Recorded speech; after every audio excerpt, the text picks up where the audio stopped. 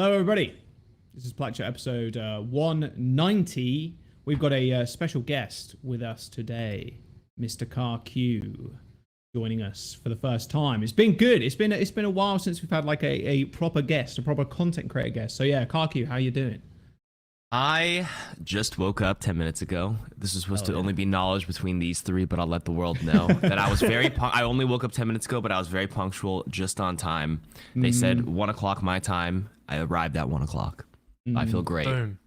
Damn, Exactly. Jack had a Wake up, 46% in the poll, though. Yeah, Jack just to answer the poll, I was the first one here, actually. So, Yeah, sure. It was actually Connor that was late because he's not here. He is still not arrived. So, yeah, there you go. Avast 18%. Oh, Scott's up there as well. Okay.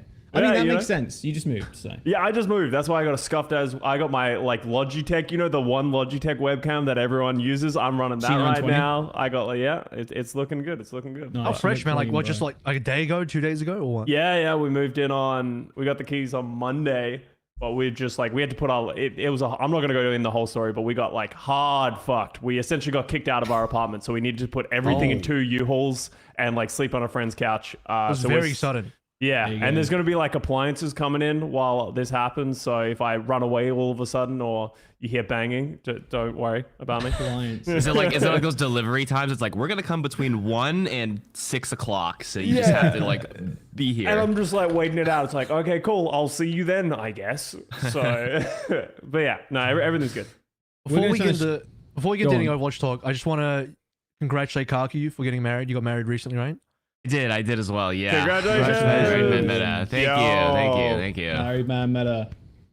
Hell Let's go. Wait, you got married in May as well? Yeah, mine was a 10-minute process though. We did not have a wedding. Okay. Ours was a little different. Things change as we got older. Everybody do whatever makes them happy, and for us, we're just like, weddings are a little expensive, and like maybe we don't want the logistics of it, the stress of planning. I'm sure every wedding, all friends who have weddings. Custa, you had a wedding, right? Like it was a fantastic, memorable night, of course, but there's a lot of was there a lot of stress and things that may go a little south. Things don't go as planned sometimes, and that can be a lot. So there's a lot to endure. As someone who planned and paid for a wedding, sometimes not a bad choice. Hey, you do you. Yeah, I respect it. So yeah, congratulations, man. Okay, thank you. And congrats to you as well. And me and AVRL will get married soon, but we'll get married together. Actually, do you want to get married? To each other. I mean, why not? At this point, everybody else is married. I can't give you green cards, but that's the only downside. That's fine. I'll just move to New Zealand, mate. That's fine. Yeah. All right, something we do need to move on, but something to keep a marriage happy. What a segue. Yeah, that's right, everybody. It's Manscaped today. I mean, hey, I can't rap these as well as Johnny can. Okay, that's fine. Today here with the sponsor for your bouncing bundles of joy. No, we're not talking about a baby. We're talking about your baby makers. That's right. Today's show is brought to you by Manscaped. Look at that. Look at this website. Look how clean it is. But just like your babies, your delicate little guys have sensitive skin. Deserve products that not only are skin safe, but made with safe ingredients. That's where Manscaped's premium package, or a platinum package, sorry, comes in. From razors to shower care, this package goes above gold standard for your body hair. So treat your beautiful boys to the world's finest toys at manscaped.com and use our code PLATCHAT. That is PLATCHAT for 20% off. Plus free shipping. So yeah, a lot of savings to be had. Gentlemen, make sure you use Manscaped at manscaped.com. Yeah, code PLATCHAT. Yeah, there you go. Waterproof design. You've seen it before, but you're going to have to see it again because this stuff is the best thing on the goddamn market. If you want to protect your balls and protect everything else down there. Lawnmower 4.0. And the performance package, which comes with a ton of extra stuff, some ball deodorant, and a ton of extra goodies. And it's already on sale, but you can get an extra 20% off. So 41% with an extra 20% off that and free shipping. Yeah, it makes it hella cheap. Yeah, so make sure you go to manscaped.com and use code PLATCHAT. Great. Full respect to Manscaped, but I do not like it when boy rhymes with toy and it's used in the same sentence. It doesn't. Why not? What's wrong with that? There's just something really weird about that. It just doesn't. Something that hits a random memory weirdly in the back of your mind, maybe. You haven't thought about in years. Well, you never know. Thankfully, and you get, so there you go. no, but, Boxer yeah, I briefs don't too, by the way. All right. Thank you, Manscaped, for sponsoring the show. And yeah, we'll move on because there's been a lot of stuff that's happened recently, i.e. the entirety of Season 6 dropping. Or, well, I guess in a little... They're doing it in segments. We'll get a mid-season patch, and then the hero mastery and whatnot will end up dropping. But I wanted to just start off and talk about PvE and the thoughts, everybody's thoughts and feelings. Me and Connor and Scott and Jake did legendary on. You mean Johnny? Did Johnny just get like evaporated from the conversation? You evaporated Johnny. Wait, who didn't we play with? We played with Johnny. It wasn't with Connor. Oh my god. Yeah, my bad. My bad, Johnny. My bad. Me, Johnny, Scott, and Jake did legendary on day number 1, and it was pretty fun. I mean, we'll start with KarQ. I mean, what did you think about PvE? Have you done legendary yet? Have you finished it? Yeah, we just beat it after our like 4th day of playing. Wow. Yeah, you guys did day 1. It took us a few rounds. There was a little bit of frustration after like failing and wiping a few times. We're like, all right, we're just gonna give it another world tomorrow, and then the next day, and then the next day. Yeah, what was the stack? I had Flats, Seagull, and Emong in myself. Ooh, oh yeah. Good stack. Watched a little bit of that, yeah. Yeah, it is. My God, having no lives at all was just insane. And because we tried to do it at the little creator summit, and we just couldn't do it. We could not finish Toronto. We tried to do Toronto, and you do that first one where the people are getting on the dock, and we just got rolled at the start of everyone. Because as soon as that tank comes out, and then you got the little slices running at the ship, and it's just you get overwhelmed really easily. So it's like it is. You know, I'll speak to it is like I think the legendary mode was like perfectly balanced in terms of difficulty in my eyes, of like maybe a little bit too hard if it's taking a stack like that like a few days, because then like, but I think in general you want it to be difficult, you want it to be something that you have to work towards, come up with a strategy and then execute. So I'm glad that they actually made it hard. I was worried they were just like, if you are like GM plus, you're gonna one shot it like we kind of did with Rio. Yeah. I mean, sorry, go ahead. What are the real main differences in the difficulties? Just HP bars? Because I haven't done legendary yet, but I've like played through on the easier difficulties. Like HP and damage, mainly. Yeah, HP and whether damage. there's like new mechanics or anything. Like, because that'd be really interesting if they did anything like that. But no, okay. No, that would be hard to like do. And I think that like different enemies, like they give you more flyers. They give you. It's more, probably like I would imagine maybe there's like more flyers or something like that. Because Jesus, the amount of times you almost got overrun. Like this segment actually was one of the easier ones. We on Toronto at least. I don't know about your group, KarQ, but like we were failing a ton on the start, and then we were like hella overthinking it. And we just kept failing and failing and failing. But like, as soon as you get past that first section, it's really kind of the last section that's a problem. How did you guys do on Rio actually as well? Did you one-shot it? Because we ended up one-shotting Rio. Rio, we failed once, but it was pretty like the second time we're like, oh, we just made like a big boo-boo on the boss fights, like oops. Yeah. And then we did it the next time, it was easy, no problem. We're like, all right, these legendary missions will be no sweat. And then you get to Toronto, and same issue with you guys, where we had to like figure out different compositions. I don't know what you guys ended up finishing with, but we started with Diva first, Emong on Diva, and then we did like May plus Echo, and then I was on BAP, and then I was on, after playing a few on BAP, I'm like, okay guys, there's this is bad. It's just bad. Yeah, I just couldn't. There's just no way. And then we swapped it around a few times. We had Reinhardt as the tank for like another 20 attempts. By the way, it took us like around 30 or 40 attempts. Most of the wipes, I would say 20 or 25 of the wipes were on the beginning at the ferry docks. Yeah. For sure. But then just like you said, once you get past that, everything in between was fine. And then the last part was where we'd struggle. And it took us maybe like 5 or 6 times at the end making it there to finally complete it. But you know, obviously there's no checkpoints, which is very unforgiving. So it takes like another 20 minutes to get back there. So it was just very time consuming, but it was definitely... Oh yeah, we ended up swapping comps. We ended up finishing with like Diva at the end, and then I played Lucio, no Brig. Lucio? Yeah, Lucio. Somebody suggested that, and I'm like, it's not bad. Does Lucio speed up the escort? Like no NPCs or no? It does give you attack speed. Everyone gets attack speed when you're in speed boost, I think it is, or when you're amping or something like that. It's pretty good. I really liked Brig because one of the big issues we had on this Toronto map in general was when the brains are coming and you have multiple brains, you have the lady who like wants to suck your brains out.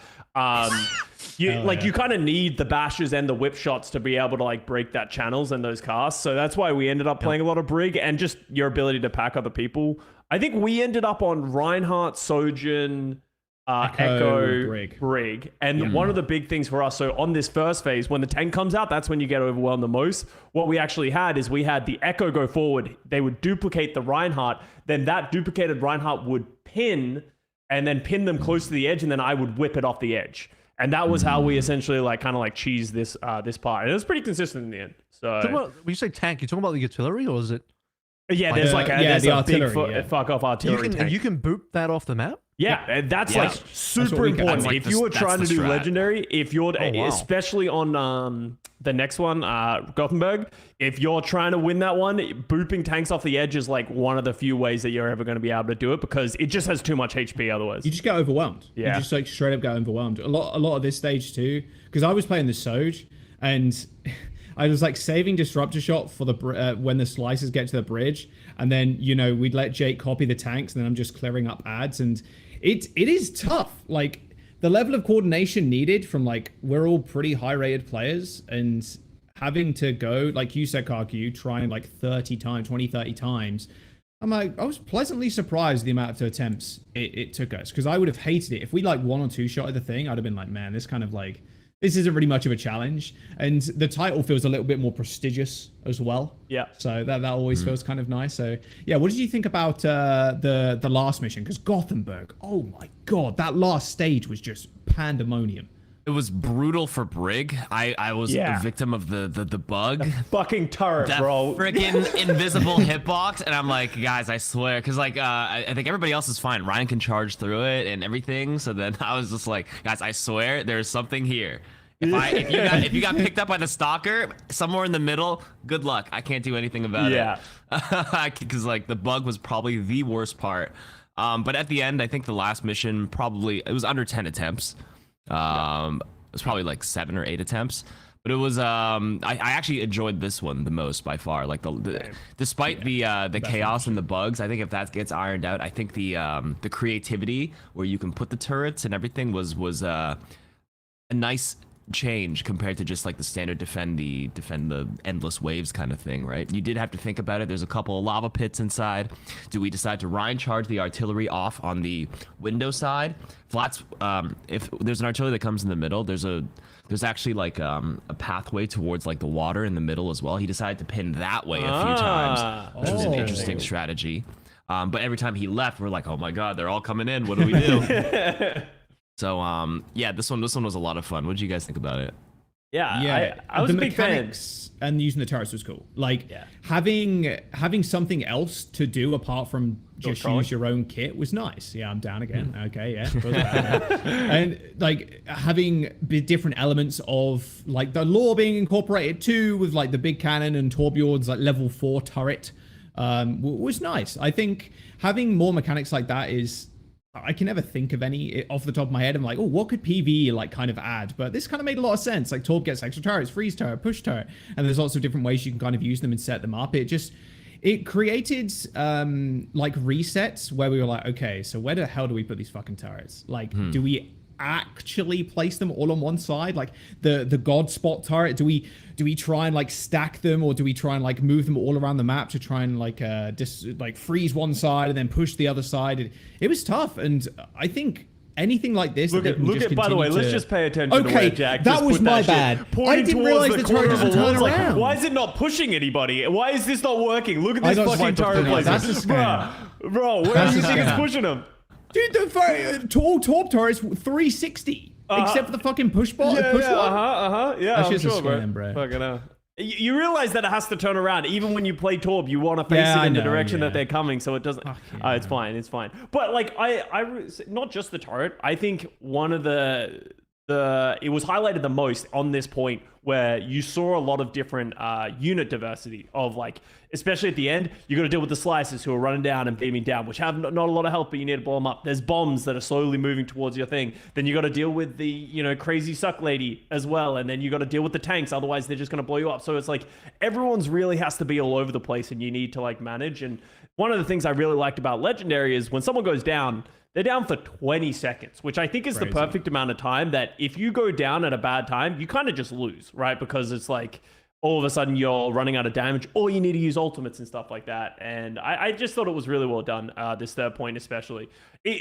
This kind of like says to me of like, I really hope at some point, devs, if you are listening, please do like a Left 4 Dead thing where it's like you have certain areas and then it becomes an infinite loop where you just send waves of things at people, and then you have a leaderboard of like they survived 30 waves of enemies, and then you just throw more elites at them, throw more enemies at them. And I think that would be a really cool idea. Like this could be one of them. Mode? You want a horde mode? Yeah, like horde kind of like a horde mode. Yeah, yeah, just a horde mode. That's what they're officially called. That would go so hard, and then allow people to play like any set of characters, like anything like that. I think it would go unbelievably crazy.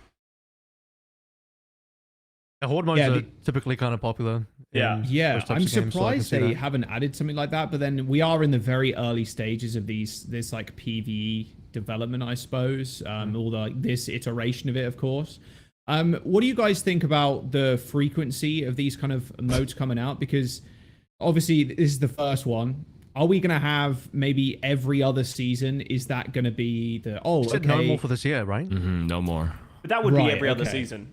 Right, that would still be every other season right now. 9 weeks. Oh no, because there are 4 seasons a year, right? So it wouldn't be every other season.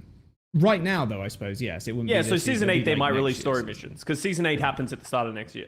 Yeah, sure. Is that? Do you think that would be the perfect level of content?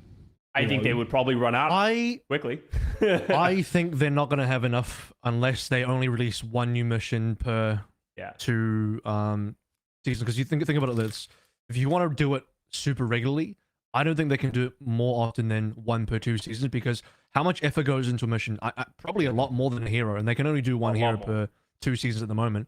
So I wouldn't be surprised if it was more like 1 mission per 3 seasons. It depends on how many they got banked up. Do they have a lot banked up? Do they not have a lot banked up? We still have footage from, you know, BlizzCon's way back of, you know, Genji going to Survivor or wherever to look for Zingard, and this meant to be Widowmaker flying on through. You guys remember that? Those cinematics that got teased way back when. I would assume I got teased at the end of the last mission as well.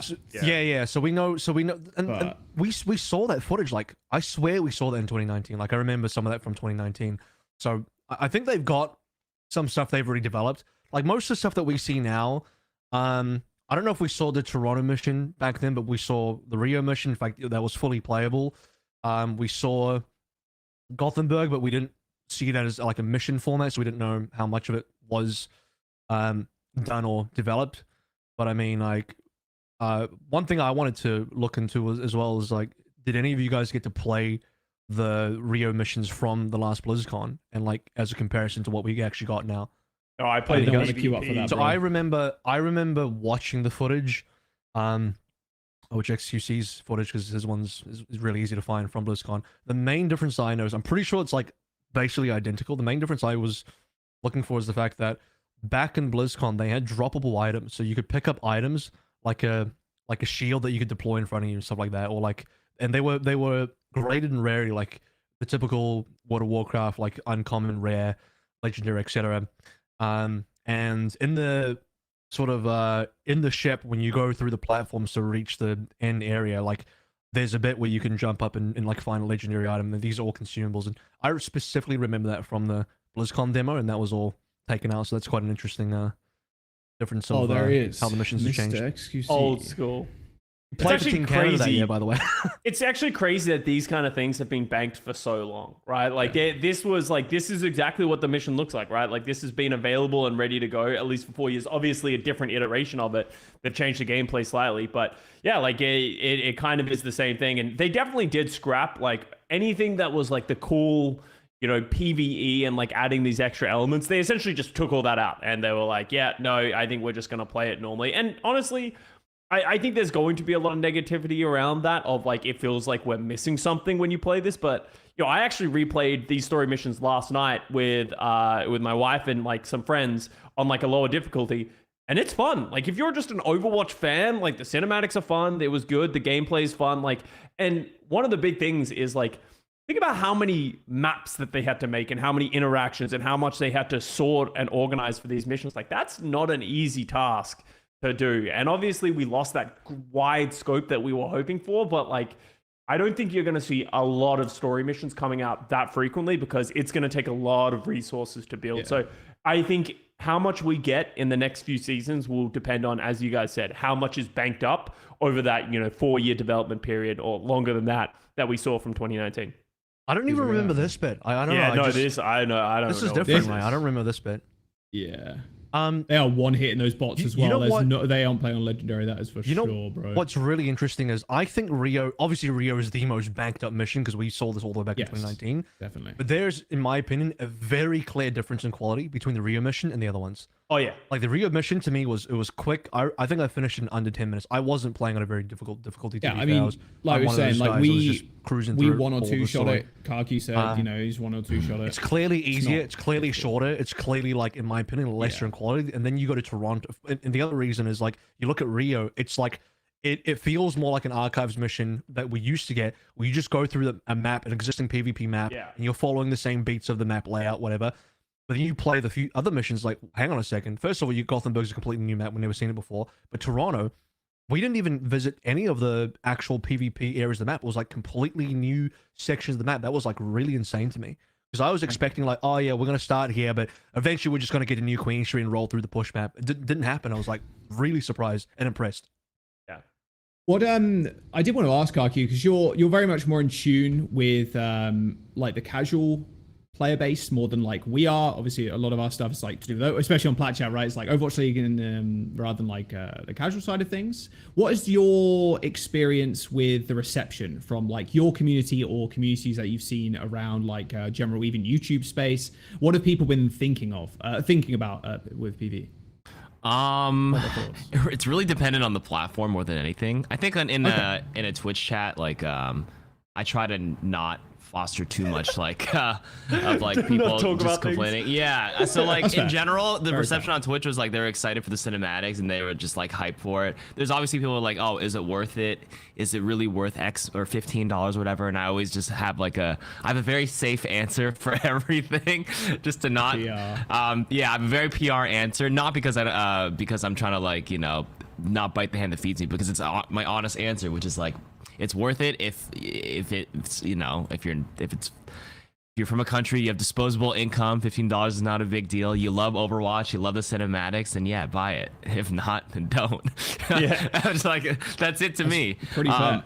Yeah, so the reception on Twitch was fine. On YouTube, I haven't made a video. No, I did post like one of our runs, and then there's just some people going like, you know, the standard gotcha, like, oh, it took them 4 years for this kind of thing. This is all they got up. Yeah, this is all they got. I actually wanted to touch on what Custa was saying earlier, or what AVRL was saying. I think they do have like a lot more banked up.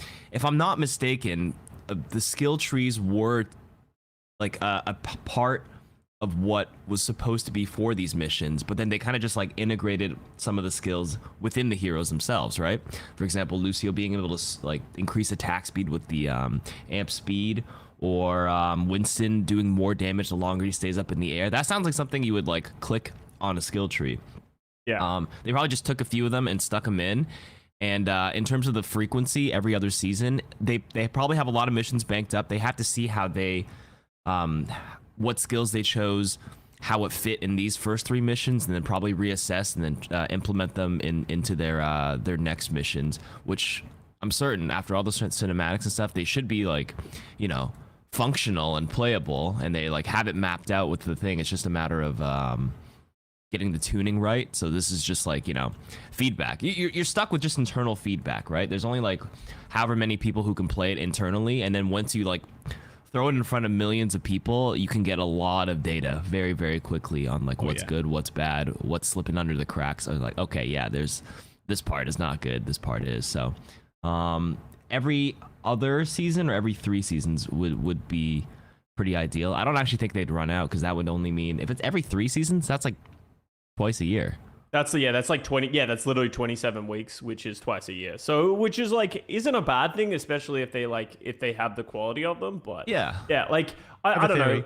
I think as going back to that point of like a lot of people like, is this like, this is what we've waited for? Like, this isn't what we've waited for. What they were like, obviously what they tried to design didn't fully flesh out. And that's why they had to announce that they fucked up and that it isn't going to be this big scope. But I think if you just look at the missions as a standalone, if this mission released in 2019, right? Let's say they just dropped this mission on us. They didn't tell us that this like grand scope of like replayability, big PV world, people would have loved it. And I think if you sort of like take a step back from being angry at the game and the developers for like 2 seconds, you'll realize that it's actually a lot of fun. Like, and I think that's what people need to highlight. I think people who have gone into it with an open mind have generally been pretty happy with it, right? It's the people that were like angry already and expecting this grand PvE experience who are really the most jaded.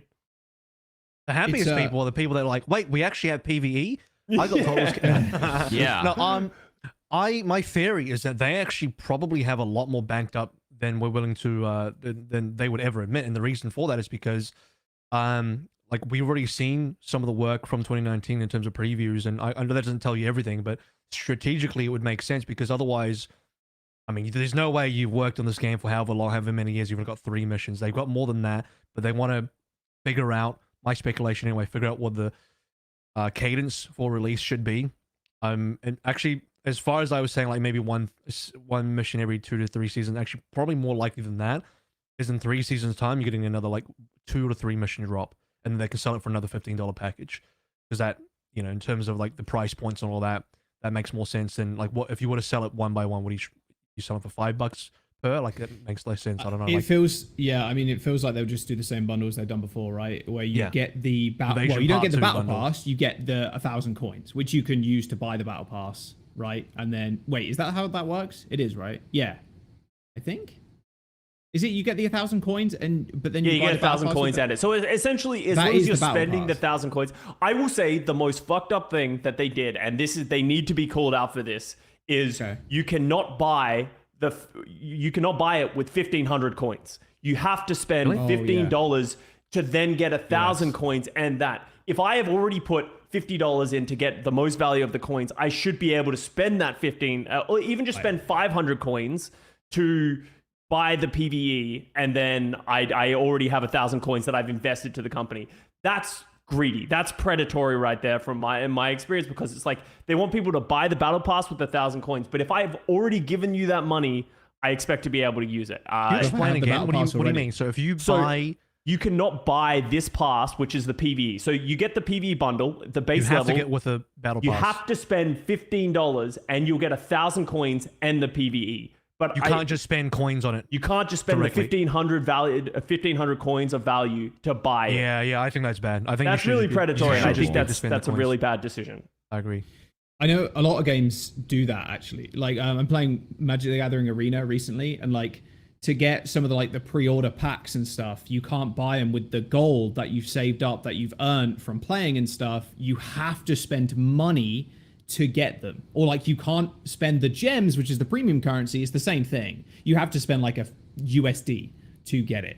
It does feel kind of bad, and I'm hoping when this season finishes, we get some sort of transition where like, oh hey, the invasion pass or whatever it's called is now available. It's not for 5 USD or like 10 USD or whatever. It's for 1,000 gold or like 1,000 credits or like, you know, the premium currency. Because right now it did feel a bit weird. Like, oh, I got it, but like I already had the battle pass at that point. So like I didn't need the 1,000 coins to buy the battle pass. So I was just spending $15 to get the 1,000 coins, which I don't really want right now because I had nothing to fucking spend it on. So yeah, like I have a bunch of coins already. I don't want I don't want more coins right now. Yeah. So exactly. It does feel bad. Just corporate greed, you know, like that. If I want to be charitable, it seems like an oversight. And no, they just absolutely not. No, don't you give them that. There's no way. There's no way. They know exactly what they're doing. Generous. I'm more generous than they are. I'm being charitable. Yeah, no, absolutely. they know what they're doing. They just it's as they shouldn't do it, and they should change it for next time. Exactly. For Invasion Part 2, they should do it differently. Just give it to us for 1,000 coins. or something. Just give it to right? us for Because- free. At least Give it to us. Just give it to us for free. Just give it Just to us leave for everything free. to Chat. I'll be Why honest- don't I'll they be just honest, give us if- all the content for free? I don't understand. This terms is so of, strange to me. In terms of the quality of the content, if it was 3 missions that were like Rio, which I put onto the same level as old archives, I would have been disappointed. But because the other Yes. missions were much better, that sort of alleviate. I wish Rio was a bit better, but you could tell it's dated. Like you're like, this mission's 4 years old, because it is. And, Even the writing was old. I don't know if you guys noticed this, but like the interactions in Rio were nowhere near the quality that you saw later on. Like there's some of the liners in there. I'm like, oh, okay. This goes pretty old. Yeah, like new writers. This Drop must the have new been made writers. by the Overwatch 1 team, huh?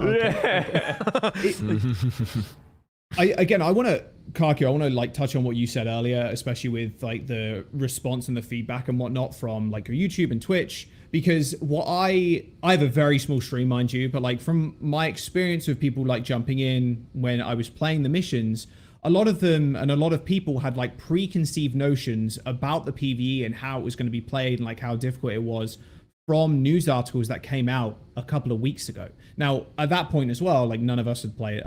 I can't speak for you, KarQ, but like none of us had played it at that point. So obviously we were going in blind, but like also had the pre-knowledge of like, okay, it's only about 2 hours long or whatever it was, when in reality it took us like 6 hours to complete Legendary.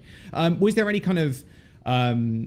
kind of preconceived notions? Because that's exactly what I experienced. Like people were like, yep, the IGN article was right. It's like the thing's been out for 10 minutes. I was part of the first wave group who got to play test it a little early. IGN, I believe they were also they were invited in. Some writers were the first wave. They got in. I believe they were only allowed to play Toronto, just to like, you know, get some early media press about it. And then I was in the second wave with like 5 other creators to play test Toronto first. We played it on expert one time. I was not impressed, the Toronto map at that time for that iteration of it. I will say it's definitely different now. They tuned it up. They 100% tuned it up. Because when I played it with our group, I almost fell asleep playing Toronto. And then I think on Twitter, I gave it a 6.5. Some of the other creators gave it like a 6 or 7 or something like that. Nothing too high for the one Toronto expert difficulty. And then people started running and rolling with it. Videos started coming out. More articles referencing the tweets from us. We're like, yeah, it's mid. I don't think it's good. Blah, blah, blah, blah, blah. So I think that definitely contributed to some of the notion. But this was all the information I had. I actually think they deliberately gave us this mission because Rio was already played 4 years ago. Toronto was new. They wanted to see the feedback on it. And again, I really did think it was like a 6.5. I was not that impressed at all. And I still don't really like the Toronto mission. But Gothenburg, by far, was the best one out of it, like I said earlier. You could, like AVRL said, it's definitely the further along the missions you got, you're like, okay, this definitely feels like newer compared to like... The newer it is, the better it was. Yeah, the 4 or 5 years old. So I think in the community, in my Twitch community specifically, there wasn't too much preconceived like feedback on like, oh, I already think it's mid, because I've already told them like a month ago when I played it, my expectations, what I thought of that one mission. But I think as soon as I played, or no, when we went to the summit, Jaws, when I heard you guys, I heard Jake just like, oh my god, every guys, we need to like stand here. And I heard Custa back there. I was like, okay, I'm pretty sure they tuned it. And then I played it an expert with my little pickup group with us as well, and we're like, whoa. I told the 3 people I played it with. I played it with the Eagle, played it with Cactus Puppy, and I played it with Marbler. And I'm like, guys, we just wiped 4 times in a row on expert. I swear to you, when I played this last month, it was not this hard. I swear. I'm like, it's not you guys, but like, or before we played our first round, I was setting the expectations. I was like, we can play it on Legendary, and then they're like, no, we'll just play on expert. Let's just beat it. And I'm like, guys, it's really easy. I swear. Like, I already beat it on expert. We can do Legendary. Like, we'll do expert. It's fine. I was like, okay, let's play expert. And then we couldn't get past the first part. I'm like, this is. There's no way. This is what happens when Udall can't lock ball. You know, it's like, oh my goodness.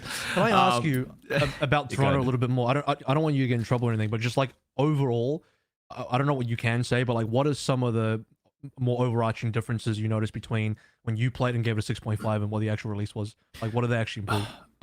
It was just numbers. That's it. I don't believe in 1 month they can like make considerable changes to it. I think in the last month before like public release, it's probably just QA stuff. They definitely just tune numbers. I'm pretty sure that's a lot easier on the back end, but then it compounds, right? If they're a lot if they're able to wipe you and you lose a player and then they have like, I don't know, 50% more health, you just can't clear them quick enough, and then they just start building up, and then there's just like too many of them, then they overwhelm you.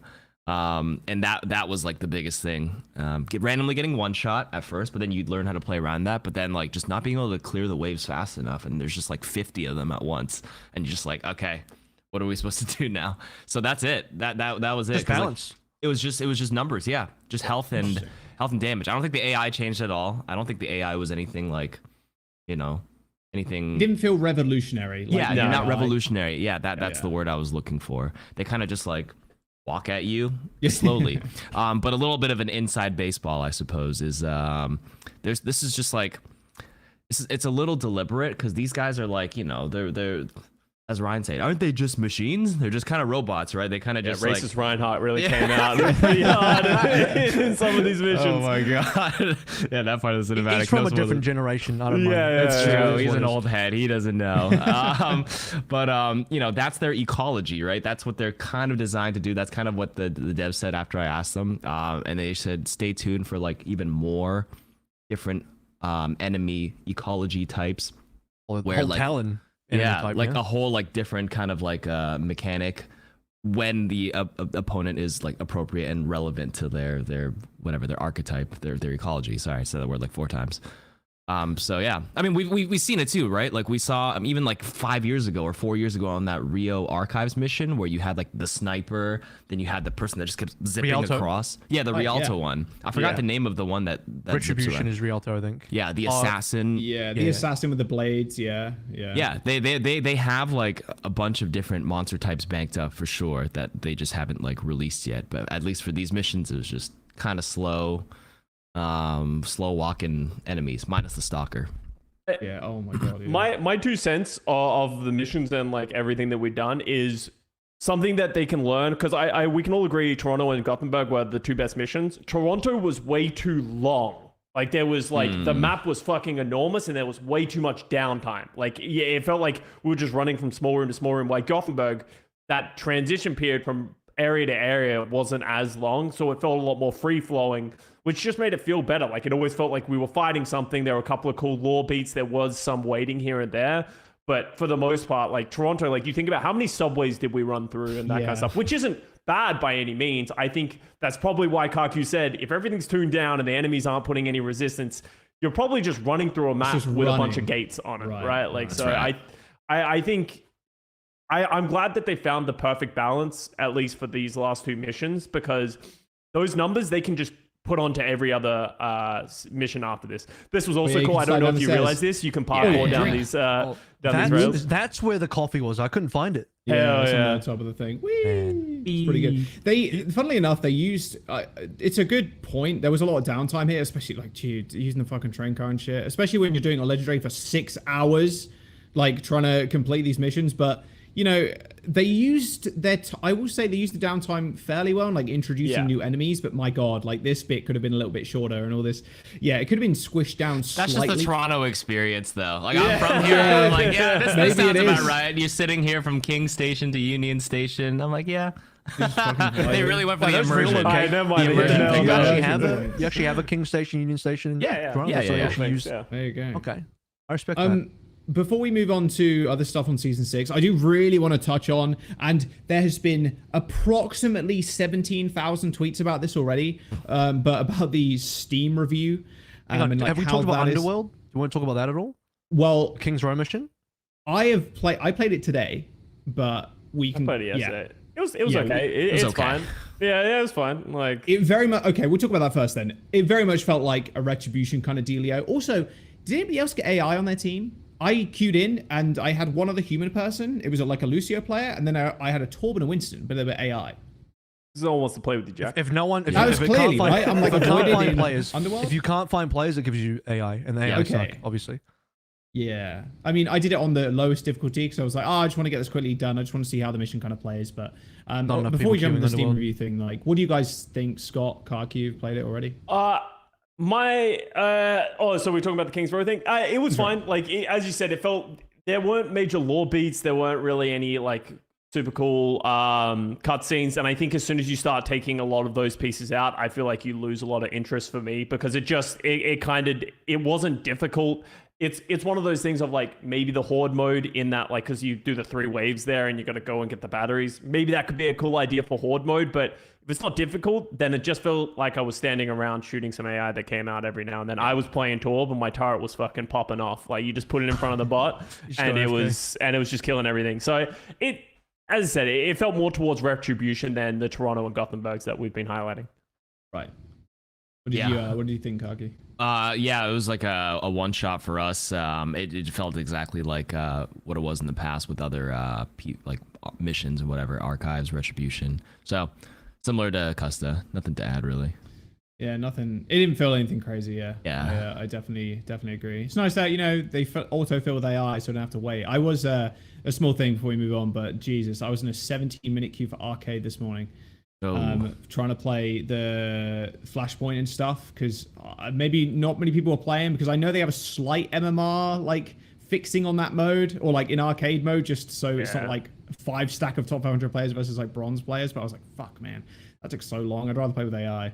But yeah, that was kind of funny. All right, yeah, I do quickly want to touch on the Steam thing, because I thought, Plat Chat's got to talk about it. It's news. We got to talk about it. I just want to get everyone's like, brief game ever, thoughts right? on it. Surely. Yeah, we're popping up. Yeah, we're going crazy here. We're going insane. So yeah, I mean, I don't know who wants to start, but it did seem. Jack, you start. You're already on it. Yeah, Jack, inevitable. It was inevitable. Let's just say it. We knew this was going to fucking happen. It was going to be one of the lowest rated games on Steam, because everybody's fucking pissed all the time. So, but it was slightly humorous in a way that almost every single review had 0.1 hours, or like between that and an hour of gameplay. I was like, okay, great. What is it up to now, Solomon? 9%. Hell yeah. Oh. Let's go. Overwatch porn creators work harder than game developers. The Sultan says fun game based. Fun game. Yo, let's go, Le Sultan. Yo, upvote that guy. He's played 0 hours. That guy. No, he's played 6 hours. That guy's played 6 hours. Oh, is that 6? Oh, sorry. Yeah. There you go. Actually play the game. Yeah, I mean, I don't think there's too many thoughts about this really, apart from we knew this was gonna fucking happen. People linking like TF2 and shit like that.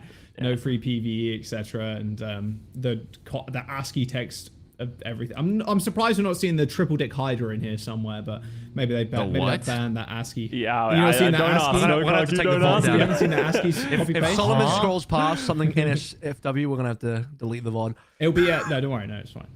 Don't worry. But yeah, go on. For me, it's just one of those things of like, Overwatch has been a hated game since the beginning of, well, not the beginning of time, since like 2019, whenever it's like stopped delivering. It's the popular thing to hate on the game. Of course, they're gonna negatively review bomb it.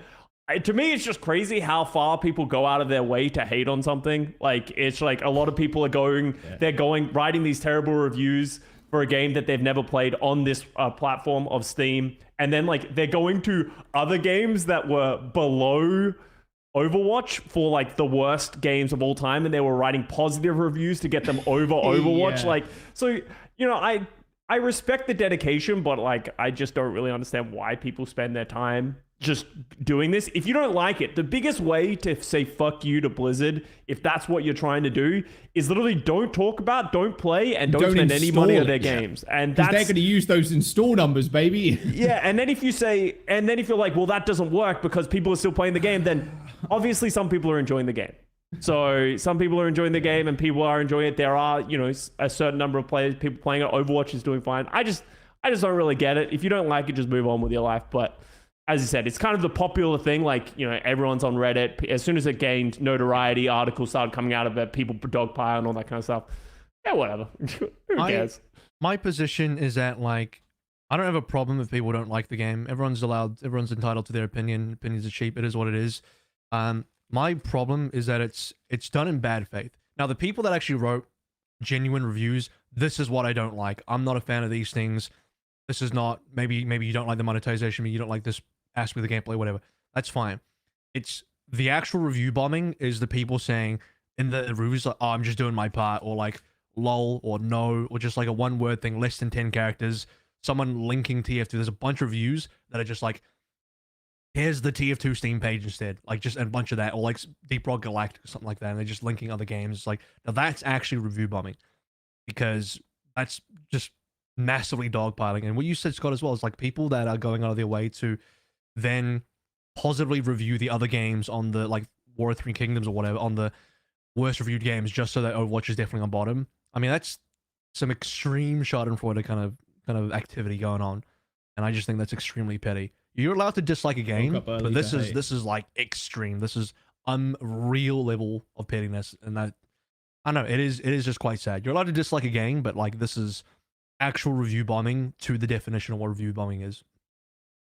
Yeah, I was curious if Steam were actually going to step in at any one point and like, hey, there's also like people that have played 0.1 hours of this game and downvoting, but they're probably just not even gonna get involved at this point. Like, for me as well, I kind of almost think it's funny because I don't think as many people would have known that Overwatch was available on Steam if it hadn't been review bombed as heavily. So it's kind of been some of the best. True. As much as it's obviously negative and there's a negative there, like there's so much marketing because of how many people have come to the Overwatch 2 page on Steam and talked about it. So honestly, I don't even know if Blizzard is that unhappy with everything. These are good numbers. Decent. Yeah, like when you take into account Battle.net as well, like not bad. Console Switch. This is like a tiny fraction of our real player base. I haven't like swapped. It's doing well. Did any of you guys swap Steam? I haven't swapped yet. I haven't swapped. I think I might but I use I actually use Battle.net. Like I think this move to Steam isn't for people like us who are like still use Battle.net. It's for people who are like, you know, I have this for other games. Like, let's use Fortnite, for example, is like, I fucking hate Epic Games with a dying passion. I hate Epic Games. But like, sometimes I want to go play Fortnite, like over the last like 5 years, every now and then I log it on, but I literally uninstall Epic Games every time I have that. Now, I'm sure a lot of people are like that with Battle.net. So it's like, but a lot of people have Steam. So it's just like giving access to a lot of people that might not have had it, and also a platform to people to look at. Like if you go to the the Steam store page, it links you to Overwatch and it tells you to go play Overwatch. That's bringing a lot of people in who potentially wouldn't have played Overwatch 2. KarQ, thoughts? Yeah, what did you the Steam situation? I mean, it's just an outlet for people to vent, right? People have been venting on other platforms as well, Reddit, Twitter. You have to deliberately go there to find that kind of stuff, though. But since Steam is such like yet another platform, negatively reviewing does definitely send a message.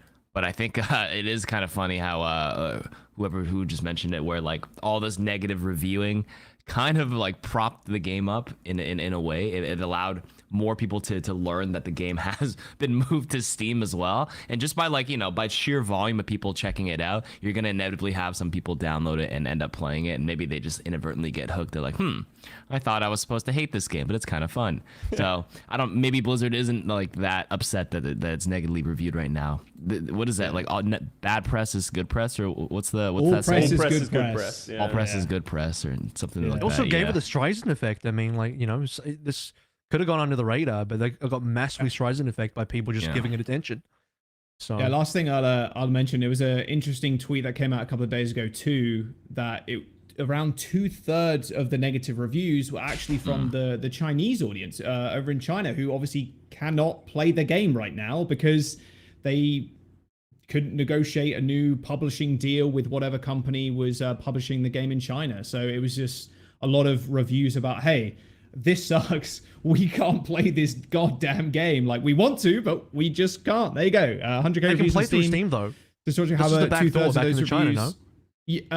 Well, that's the thing. I'm not. They don't have sure. servers. Is the thing. Yeah, yes. They have to play on non-Chinese servers, but they can technically like launch the game and play it again. I would be surprised if that was true, but yeah, I have no way to disprove it. I think it even says in this tweet now, like, maybe just for audience listeners out there as well, it was saying that 2/3 of the reviews are from the Chinese audience that are negative. Because they cannot play the game. On a theoretical level, the Steam launch of Overwatch 2 does allow players in China to access the game again. This is because the international version of Steam is accessible in China without a VPN. And the game has Chinese localization. So yeah, the criticism over the shutdown of the national server and impacting on gaming communities, which is what the complaints were revolving around, like the national server. Hey, we want a Chinese server again, so we don't have super bad ping going to other regions. So and they lost their accounts, which is people in the chat are saying as well, which is a big thing. It's like if you played this game since 2016, you lost all your skins, you lost all your progress, all that kind of stuff. That would dissuade a lot of people from playing. I'll mention this off stream, but I've heard interesting things about that. I'm not sure if it's public, but we'll move Okay, on. well, What you're saying. Well, Let's you say one shouldn't last say thing. if you're One not going last to talk thing. about them. Like I with the profiles and stuff, are there shadow copies that Blizzard own? That like, hey, your profile is still there. Oh, they right? still have like a backup of still everyone's have accounts. it, right? Yeah, Like, probably. is that still a thing? Probably With exists like WoW and somewhere, Hearthstone. yeah. Like their profile would probably exist somewhere. It's just kind of waiting for them to kind of Yeah. get that shit back if they can get a publishing Yeah. deal, which is honestly at this point, who fucking knows? Who fucking knows? All right, I want to stop talking about this. Can I say one last thing? Unless AVRL, go. I'll make it quick. There's like there's some crazy like conspiracy theories about like, oh yeah, Overwatch must be dying, so that's why it's going to Steam. My theory on that actually is that this is just consolidating with. Who is saying that? No, there's That people is- saying, there's definitely people saying that. There's really? people saying that. Yeah. They're go desperate. look at the Steam reviews. They're so desperate. They have to go on Steam because they're dying. I mean, first of all, the numbers prove that that's not true. But also beyond that, like it's way more likely that it's the games consolidating. Like all the Microsoft games are basically on Steam. I mean, like I don't know at what level Microsoft is already in terms of their influence. It's almost confirmed that they're going to get, they're going to get the merger at this point, right? Yeah. So it's more likely that this is just Blizzard putting their catalog onto Steam, and you're going to see the rest of the Blizzard games on Steam eventually as well. It's all going. So Microsoft's consolidating everything together. Overwatch could have also, Overwatch is the punching bag in a lot of respects. Overwatch could have easily been the test for like getting Blizzard games onto Steam. Like it could have been the first step of like, let's see how it does on Steam. Like let's see what the implications. Let's see if Like, we can oh, I run got it, right? review Like bomb, bro. literally, Like- they're like, okay, well, let's be aware that if we ever want to move Diablo to Steam, it's probably going to get slammed. But like they can learn from that, right? And there's things to be taken away. And I'm sure like there were server issues, I think, at the beginning of Steam as well when that first came out in Season 6. I don't know if any of that was relative to Steam, so I don't know. Potentially. Right, let's move on then, because that topic is very funny and silly, and we can talk about that for hours probably. Alari. Thoughts on Alari as the new hero added to Overwatch? New support. This is why we got hero. KarQ on. Get some support players. Yeah, Exactly. support tips and Insights. tricks. Is there an Alari video right now? Alari top 10 gotta be, tips right? to watch? Or in the works. I've broken down the abilities like when it came out, but I'm working on a Mythbuster episode right now. A couple of very unique interactions. I can give you a little sneak one right now with no footage, of course, but Go ahead. one with their ultimate where if you mark somebody, you can cleanse it, right? You have Kiriko cleanse, Zarya bubble, and if you have an ability that makes you, I guess, like invisible in the game world for a moment, you can cleanse it. So a Reaper Wraith form, Tracer Recall, all that stuff. Yeah, more Fade. So I'll mention two quick fun ones as a tease. If you are marked by the sunstruck, I like to call it sunburn. It's a lot more, it's a lot funnier. I'm sunburnt, guys, please. If you're marked as Kiriko and Sombra, they obviously have teleports, right? If you take that 90 damage and you're about to like pop with the explosion, and you teleport to your team, you bring it with you.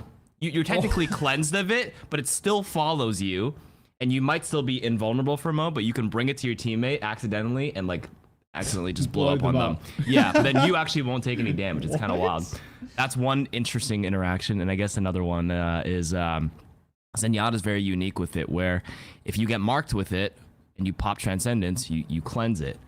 But while you're in Transcendence, you can be marked with it. And it, like, Transcendence doesn't last 7 seconds. So if you're in Trank and you're in Nalari, you can actually just ult the Zen early. And then as soon as he comes out of it, you can shoot him and it'll still kill him. So it's a little like... That is interesting. Yeah. Can you, while the Zenyatta's in Transcendence, does it count as him taking damage? So, like, if you shoot the Zenyatta through Transcendence, will it prompt the explosion? Yes, I think so. I'll have to double check my footage. I haven't even got. I'm like almost done. I was working on it last night. It's one of the reasons why I was totally on time today. Was a little bit of a late night. Yeah, I'll have to check the footage, but I'll let you know, or maybe you guys can find out in a few hours. When does this episode go up? It's live. Well, we're So live Oh, right it's now. live. That's right. Yeah, so Soon. we're going straight up. Yeah, We're soon technically PM. right now. But I think this hero is just like super fucking fun. Like as a lot of people are saying, it's like probably the most like mechanically intensive and fun hero since like Ana, where it's like there is really no cap on how much you can do as the hero if you just hit more shots, right?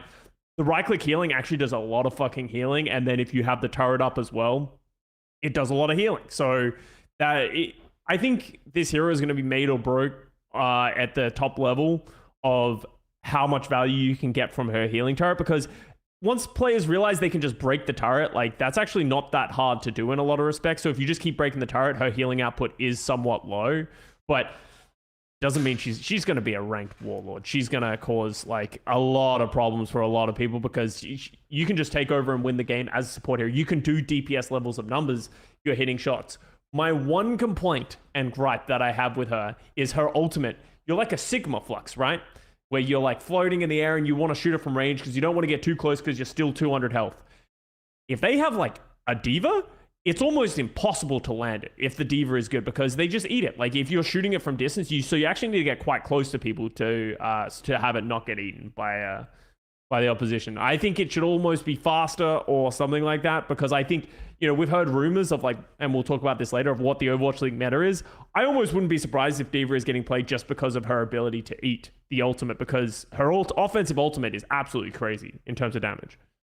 Yeah, but the hitbox of it is disgustingly big. Like it is actually very, very, very, very easy to eat it. Like I don't think her ultimate's like actually the issue, that if they wanted to nerf her, that's something they don't have to touch. There's so many ways to play around that. It's just cool when you get play of the game and it pops. But it's definitely her pylon. That's the biggest thing. The pylon is insane. Yeah. Like the amount of healing the pylon does is just ludicrous. Plus, it's actually quite chunky. Like it's easy to kill if you just focus it down, but think of how long you have to focus down a sim turret. It's like half a second, if that. You just like, you quickly shoot it and then that's it. You shoot it once as Ana, like it dies, that kind of thing. But like, it has a lot of HP. And 150? How much is it? 150, yeah. It's 150. And if you get it in a decent spot, it's very tough to take down. Because any kind of choke, which is what Overwatch is based around, fucking choke points everywhere. You just put it on top of the doorway on the fucking ceiling, because it has a decent range too. It's almost impossible to kill. And then Alari doesn't need to heal anybody. You can just get the majority of your healing through the turret, and then you just do damage.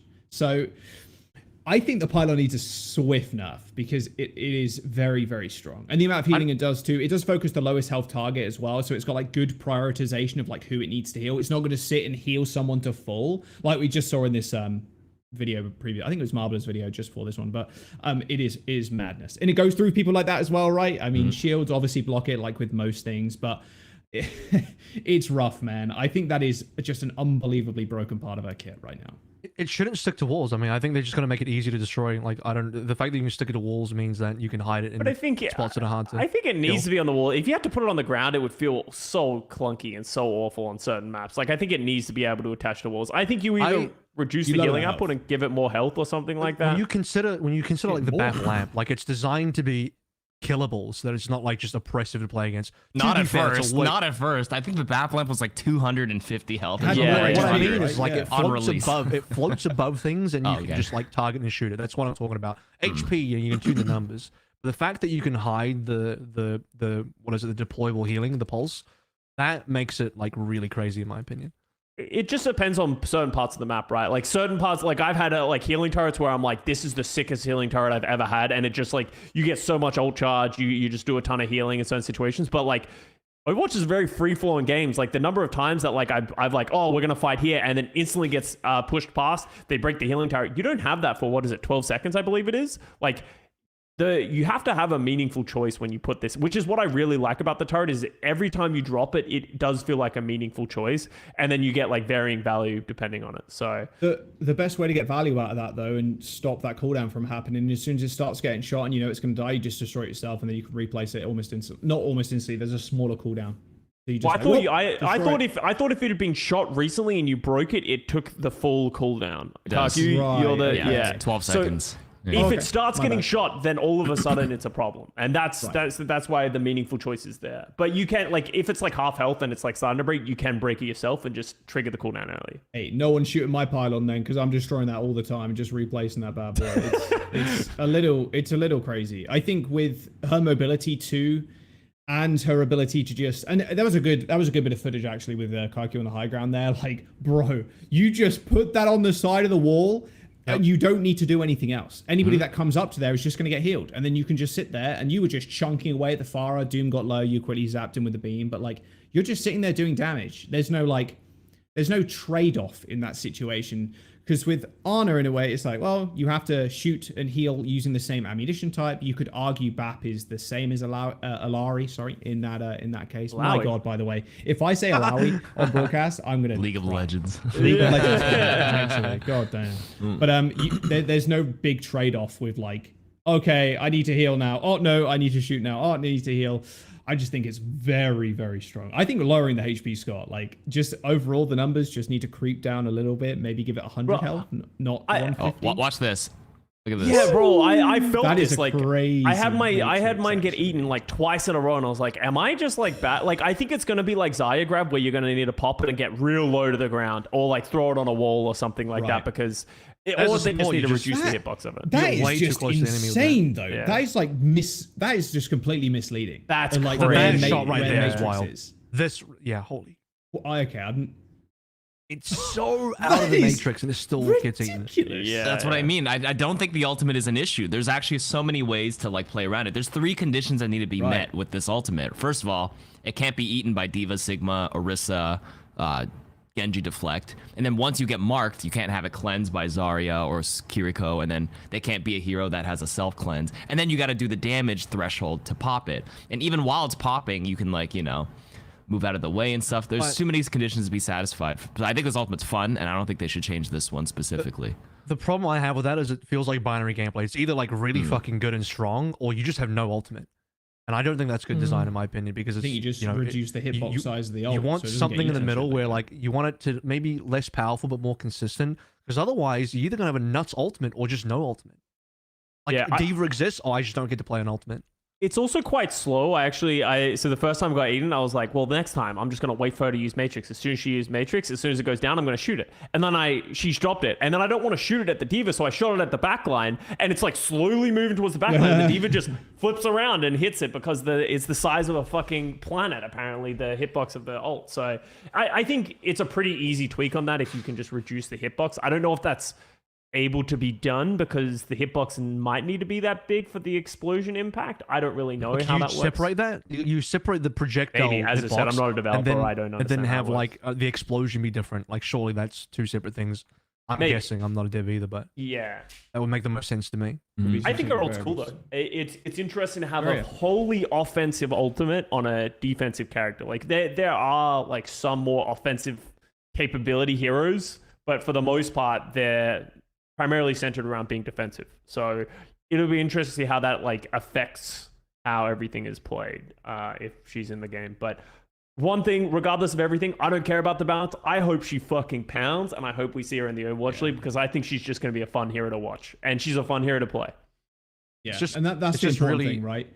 She is fun. I think, Yeah. in a way, obviously, Alari was being made while Lifeweaver was also kind of being made. I'd imagine those timelines did kind of intersect in a way. It's funny how they've definitely learnt some things from Lifeweaver and gone, well, okay, let's just make this support hero incredibly offensive and just can blow people up, because Lifeweaver is just only defensive tools. And then for her is obviously a mix, like with Ana, like with Bab, like with a lot of characters in the like Moira with the damage or healing orb or whatever.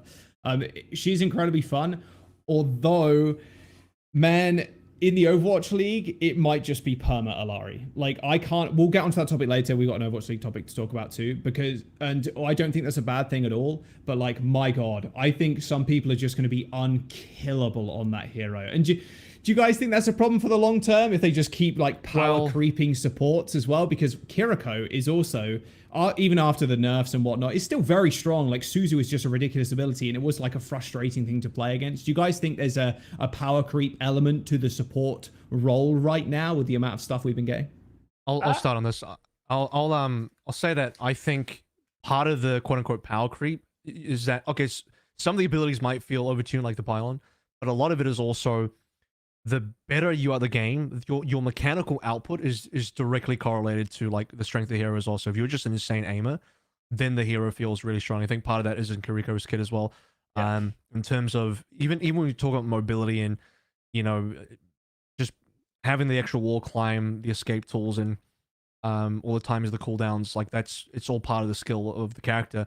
And so I think part of the power creep is just in the mechanical output of the character, but I think that's important. We need more heroes that are like that, because, you know, it works on a lot of different levels. It's rewarding to play, and it's fun because you actually feel like the output of the hero is directly matched to your ability as a player, and that's great for, I think, everybody. And there's a place in the game for heroes like Lifeweaver, and I think the perfect balance would be that heroes like Lifeweaver don't need to and shouldn't be good at the top level. I don't think Lifeweaver should be a good hero, Masters Plus or GM Plus or in Pro level at all. But for a new player coming on in, it's kind of what he's made for. You know, he's directly designed to be a Mercy substitute and an intro hero. But once you get better at the game, you should probably graduate to heroes like Alaria and Ana that require a bit more mechanical skill. And, you know, that is the way I think the game should be. So as long as, like, really broken stuff, like, I think Pylon needs to be looked at the moment, but otherwise I think the hero is fine. Like, this type of hero design is what we need. I will say, like, and the developers, I believe, spoke to this when Lifeweaver came out. They were like, we need to have heroes like Lifeweaver in the game. There needs to be heroes like Alari, which mechanical players can pick up and have a lot of fun. But in the same vein, there needs to be easy heroes. They actually related Lifeweaver to Moira, of like heroes to just kind of get value by existing and pressing any of the buttons on. If you roll your face on the keyboard, you'll get value. And it's important to have heroes like that for other people who, you know, just don't want to play these mechanically intensive heroes. I think we're feeling the massive amount of power creep right now because of how, I guess, sort of cut and dry the difference between Lifeweaver and Alari have been on their release. Like, I think it's terrible to have a hero release and it literally be a throw pick to choose. And I think they learned a big lesson from that. I understand not wanting to add a hero who's overpowered, but I would much prefer a hero come in overpowered than completely underpowered where it's a throw, because yes, maybe they're doing it to sell battle passes. I think it's more important that the player base feels like they have something to play and that the game feels different to the previous season. Because I don't know if you guys can attest to this at all as well, but when Lifeweaver came out in season 4, I believe it was, and I wanted to play him, and then everyone was like, no, he sucks. We were just playing the season 3 meta again, and like everyone was just doing the same shit. Oh and no, it didn't feel we new. weren't playing the season 3 meta again. You threw 10 ranked games in a row playing him, and I had to try and pocket your ass. That is what and happened. I'm telling you, I tried to have some fun, and the fun was detected. He tried to have fun, and fun detected. We lost 10 games in a row because fucking Scott. Bro, don't worry, like, I'll carry you on boys. Alari. I'll carry you on Alari when great. season That's 6 comes fine. out. I got you, buddy. I got you. You know, it's already out. Well, actually, I guess Alari and ranked isn't out yet, but soon. Soon TM. I mean, the reason why I say that as well was because the classic, the DPS mains on the Twitter sphere. Support gets another OP character, yada, yada, yada, you know, after KarQ released. It's like they forgot Sojourn exists. Exactly, right. I mean, release Sojourn. I mean, KarQ, what do you think about like power creep in Overwatch, and maybe the support role or just like overall? It's definitely getting a little wild now, especially after the Lifeweaver changes. Yeah. I don't know if you guys have played against Alari Lifeweaver in any like scrims, quick play or whatever, but is it still called power creep even though it's like healing creep? I think that's the other term that I've heard.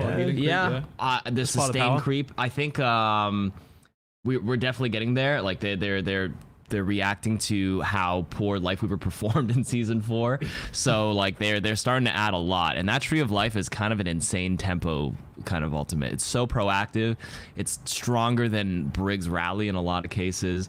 And it makes like heroes like Orisa kind of insane, because Orisa's super resource dependent. Oh, yeah. And I think I played with Alari Lifeweaver plus Orisa. I don't know if we're going into the meta a little bit afterwards or what. Yeah, people we can are. start making our way. We'll talk about balance in a Oh, sec, perfect segue. So I really do think that we are starting to approach that.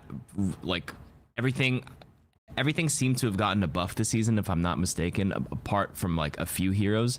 Let me just check really quick. Bring up the patch notes. Yeah, if you want to bring up the patch notes, Solomon, and we'll kind of run our way through there. And yeah, quickly just to jump off that point, KarQ, is like we're getting to a point where things are just not killable, like at all. Yes. Like it is insane with Orisa being played, and this is something that I want to talk about with the Overwatch League, like meta rumors and whatnot too. Is that, my God, if we see a meta where just nothing dies it's going to feel like goats all over again, you know. Especially It's gonna be with, zombie Orisa comp from like 2021, right Zombie when comp people were playing that Lucio Moura shit. is not fun to watch. Yeah. In fact, yeah. All right. Let's go into that then, because you segued into that perfectly. With the tank changes, because everybody basically got a buff. This is just a massive power creep patch, which in some essence maybe it was worth it, and just mix up the meta completely, and then hey, everybody just find out what works, just find out what's meta, and we'll go from there. I mean, I guess we'll kind of start with the tank role specifically. I mean, D.Va got a cooldown reduction on boosters. Eject Mech, now the pilot is immune to damage for a little bit while ejecting, so you can't insta-kill. Doomfist got cooldown reduction. Orisa got like more fortified bonus HP. Like Ram can also block projectiles and stuff now. Like the tank role just seems wild. I don't know if you want to kind of springboard off that one, KarQ, talking about Orisa from there, but fuck me. Yeah, the Orisa one. I mean, that's just a revert from what it was in season 2 when Orisa was a little wild. That when they initially nerfed that fall off, that kind of killed the solo 200 HP kill potential. Because like previously, if you speared someone from mid map, you'd be able to follow up with enough primary fire or enough headshots to like convert the kill yourself. But then when they nerfed it initially, it's like they would live with like 30 HP and like get around a corner, get healed or whatnot. That's a big buff. And Orisa also received a buff, I think, mid-season 5 last season as well. So like two or three straight buffs now. I'm glancing at my thumbnails. I kind of just check how many like up green arrows or like red arrows I have really quickly. It's not a typo for Ripfire. I know you saw that. Yeah, I'm on Blizzard for Ripfire. I think 3 straight Jake up arrows. Yeah, go Jake ahead. had a really interesting point that like I didn't think about, but this was way back in like season 2 when they first nerfed the fortify, because like when you fortify you get that bonus 125 health, but that over health also gets the value of, is it 40%, 50% damage reduction that Orisa gets when she fortifies. So it's more it's more in line with 200 essentially extra health on top of the fortify health that she's going to have after that. So it's a compounding effect, and that's why Orisa felt so unkillable in the past when we were in, I believe it was season 2. If you do your javelin spins at the right time and then you save your fortify for any time you get in trouble, it becomes almost impossible to die. And then you add that crazy healing and that healing creep that we've been talking about. All of a sudden, Orisa's going back into unkillable territory, which I don't think anyone had fun during that, because it's just like it gets to the point where it's like you just have to ignore the Orisa and kill everyone else around the Orisa, so then you can bring down the Orisa, which feels really bad because that just means there's a horse running down your backline pretty much every team fight. So I don't know.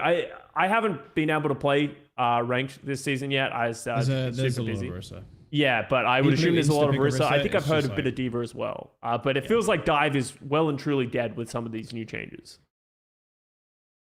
I'm not ranking. I still saw a lot of Winstons, and I saw a lot more Doomfist this season. There are people holding on to the Winston. I will tell you that right now. Yeah. People holding on, baby. They're like, no, don't worry, Winston's good, and then Doomfist just slams back. Just play the new Bastion. Crazy. Also, play the new Bastion, and Winston can't play the game. Dude, this Bastion thing is insane. By the way, that is like 7 straight. That's 7 straight green up arrows for this guy. Yeah, 7 green arrows. Holy shit. Well, I mean, I don't think anything here is They didn't even really improve what I think is the weakest part of his kit that much, like the ultimate. Am I crazy? Like, I still think this is like the worst ultimate in the game. So I think it can get it's still I agree it's one of the worst, but it still can get value, especially if we go to a slower paced game where everyone has less movement. All of a sudden the ultimate gets more value. I think why did they feel like buffing everything else? Like I don't does because he doesn't see play. His neutral his hitbox is too big. Yeah, his hitbox is big, so that's his biggest issue. Yeah. So they need to buff everything. Honestly, it feels like Bastion is getting kind of like the Lifeweaver treatment, where it's like, we don't know how to make him better with the current kit that he has, but we don't want to rework his kit. So we're just going to put his numbers to the fucking moon and hope he becomes meta. I don't think the game is in a healthy state if Bastion sees a lot of playtime. I don't know if that's just my opinion. I think he's one of those heroes that if Bastion is running wild in the meta, you know the game's fucked up. Like, it's not good. I disagree. I think depending on the comp, it depends on the comp, right? Because if it's like a dive meta with Bastion, you know, or a D.Va with Bastion, I think that's quite fun. But if it's the opposite and it's zombie comp with Bastion and Orisa, no one dies, I spear spin for the fucking Bastion, I throw javelin to get people out the way for Bastion to kill, then I think it becomes a meta where it's just like resonant. He's a boring binary hero. Like, he goes in tank mode and just like beams somebody down or doesn't. Cool, Wheels mode. Wheels mode, actually. Wheels. Mr.X coming in. Yeah, I mean, Ultimate sucks and it's boring, and the gameplay is super binary where like you're either just popping off or you're not. I don't. It's just not. I think I don't know that you can really fix Bastion ever in terms of his. You're not gonna like redesign him again for a third time. So. He struggles from the same thing that Lifeweaver did. I don't know if Lifeweaver is still struggling for this. His hitbox is just the size of a fucking planet, so it's impossible to keep him alive. Like, I don't think every hero needs to be good. Is that my opinion? Like, some heroes are just like, okay, this is noob friendly because you go wheels mode, you just beam some guy down.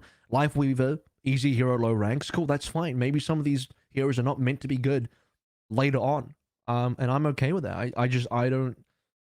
If you make something like Bastion good and it just runs wild at every rank and every level in an hour, I mean, that just makes the game bad. But what? How do you feel if he's bad at every rank? I don't know if Bastion's bad at low ranks. I don't think he's bad at every rank. No, he's not bad at every rank. No. Oh, okay, that was sort of my question. Is like, does Bastion suck as much in the low ranks? Is he just going to terrorize? All they had to do is improve the ultimate to not make it garbage tier, and I think the hero's fine. Like, I don't know why they had to do all this other stuff.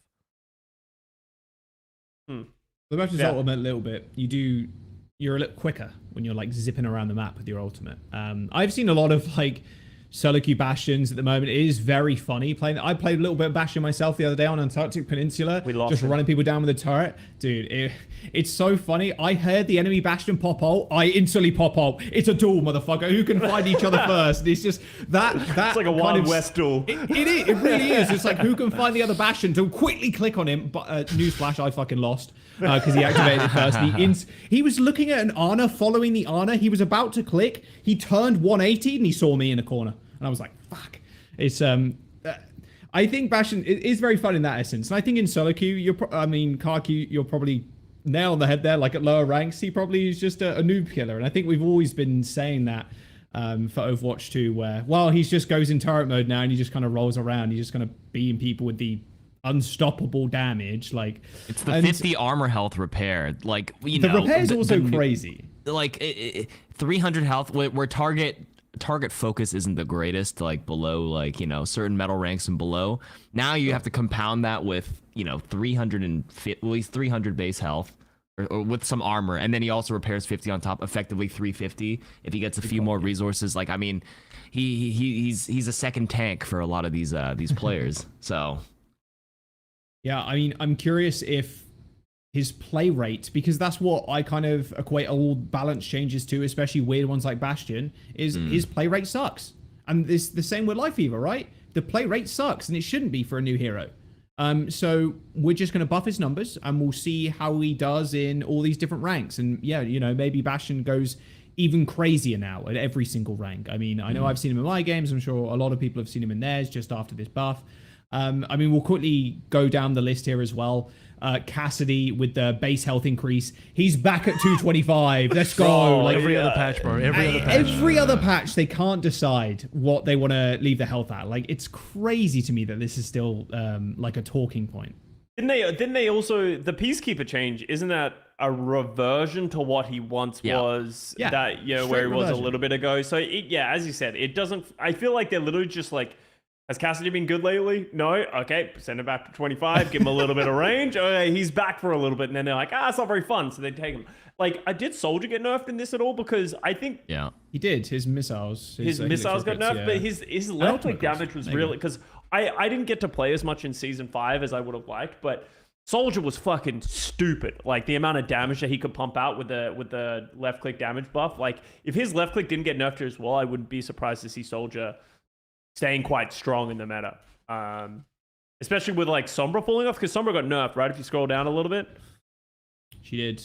Ultimate cost increase, and she can no longer destroy the tree. That's a buff for Lifeweaver. That's a huge buff for Lifeweaver. Yeah. Since Sombra was like perma picked because of how broken she was. Yeah, so that's quite funny. It was dumb that EMP and destroyed Tree Life. That made no sense to me. It made no sense. It destroys May Blizzard though, and we did see that in the Overwatch League the other day. That big buff everybody was kind of clowning on. It did destroy a Blizzard, and it was actually a crucial Blizzard in the fight as well. It was like actually a game-changing EMP, which is kind of interesting. Soldier got a nerf. I do agree. Like, he was crazy with the damage boost as well. Like, it was nuts. Torb. Let's scroll down to the most important hero in the game. Torbjorn. Weapon swap Just time reduced. one comment on Sombra. One He extra has comment on machine Sombra. gun. Go on. Yeah. Because we're about to talk about meta soon. Apparently, she's out of meta now. So I think these nerfs have been sufficient to remove Sombra from meta. 15% ult cost is pretty significant. Like that adds the amount of time to get a EMP. So let's say what the fuck is that? That's like you know, you're gonna add like 10 seconds, 15 seconds on top of every EMP that you're planning on charging because of that. That's a lot of time, especially when most of Sombra's value comes from her EMPs, obviously the hacking, but also it's everything else getting buffed around it. I think just really hurt Sombra. I don't see her being good, which is good. I think it would have sucked if we had a Sombra meta for this playoffs. It's definitely a high level like issue though. I think Sombra's still fine at all ranks except at, you know, maybe like high ranked ladder and Overwatch League. But isn't it mostly because of the tempo, right? If the supports can beat you to building EMP, then like a support ultimate is available before that, then that changes the entire shift of the fight for sure. Also being able to play tanks that are enabled. Like if Winston is just getting shit on by everything because of the amount of damage and stuff like that, you don't have the targets to follow up on the Sombra as well. Sombra was definitely a problem. Perma Sombra gameplay from like most teams in Overwatch League. Well, all right, move on to supports real quick. Sad stuff. Arna got nerfed, everybody. Damage and healing per projectile has been reduced. It's been reverted. So this was a change a couple of seasons ago, if I'm not mistaken. So you can't two-shot traces anymore. 75 to 70. We have a bunch of Anna enjoyers in here. I think this is a complete... When they buffed it to 75, I was like, whoa, hell yeah. I don't think anybody said we needed this, but we'll fucking take it. And we had our time in the sun. But we've been playing Anna for, the last few seasons, and she's been, like, perma meta. Very good. Yeah. I think this is a perfectly fine nerf. I don't know how the unscoped projectile size feels now. It feels good. It feels good? Okay. Yeah. I think that's a good change as well. Can we appreciate the buff to Tracer here? Buff to Tracer, buff to Tracer, true. What happened to Tracer? Well, you can't two-tap her. Yeah. It's a buff to Cass as well, because yeah. it doesn't hit the 225 threshold now as well. I always thought it was dumb that you could two-tap Tracer with Anna. It's really stupid. It's 75 made no sense. Yeah. It felt great, but yeah, it was not good if you're on the other end of it. Brig got her shield reduced. So I do want to actually spend a little bit more time on Brig here, because my God, is that a controversial hero when it comes to like playing the game and enjoying the game. Because there was a tweet it must have been a couple of weeks ago. It was an Overwatch League tweet, and some were saying, it's crazy how survivable Brig and Ana are in the backline. Like, you can survive getting 3-2-1'd by Lip and Stalker. Like, the best DPS duo in the league, you can survive that shit if you just play Brig and Ana in the backline. And, like, it does terrorize ranked as well. So, like, does Brig need more of a nerf than this? Because it's been a problematic character since her inception. What do you guys think? I don't think Brig's the problem.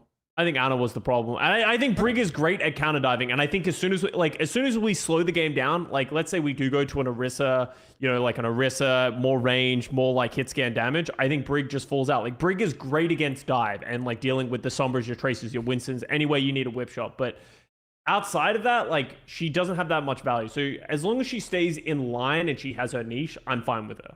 I think these changes are good. Taking away that 50 health sort of removes some of that survivability and stops her from being able to just live. So I don't think it's bad. Agreed. I think it's fine to keep like heroes within their identity, what they're good at. Brig is good against dive specifically. But like if Orisa becomes meta, if Bastion becomes meta, what do you do as Brig in the backline? Like absolutely nothing. You ain't holding that shield. Yeah, there's nothing to do. So I think these changes are good in line with the direction they're trying to go. They're trying to like add more variety to the compositions, right? I mean, if you still opt for dive, at least Brig has a little bit of a nerf. If you opt for the poke or if you opt for the brawl, then you don't have to play a hero in every situation, which I think is like right.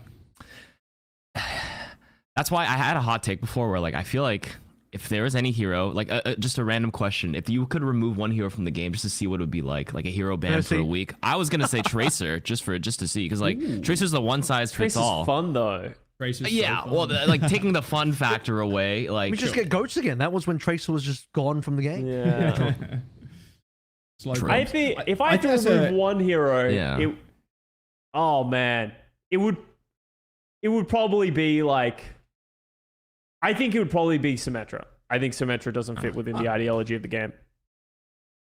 That's pretty interesting. I think that's What really way? cool. Because of Cool the experiment. I just think teleporters? anytime, I think she's either completely useless or just very unfun to play against in like a lot of respects. I think she brings something very unique to the game, where like maybe this is only true at the super organized level, but seeing brawl compositions with Ryan, Lucio Bap, and that kind of stuff with the Symmetra, and seeing the added mobility and the creativity of what you can do with the teleporter, I think is really awesome. But again, maybe that's just like I'm too Overwatch League pilled and at, Yeah, like, the that's actual Overwatch casual League rank pilled. level, it's just bad. Yeah, I'm more for talking sure. about the I'm a support running through the choke. Okay, the rest of my team's in front. Oh, I there's a can imagine- teleporter next to me. 9 turrets. All of a sudden, I'm getting beaten down. The Symmetra kills me and then TP's away. I'm like, bomb. But I can bro, what imagine are we if you're, doing here? if you're queuing ranked or quick play, you see a Symmetra on your team, you're probably upset.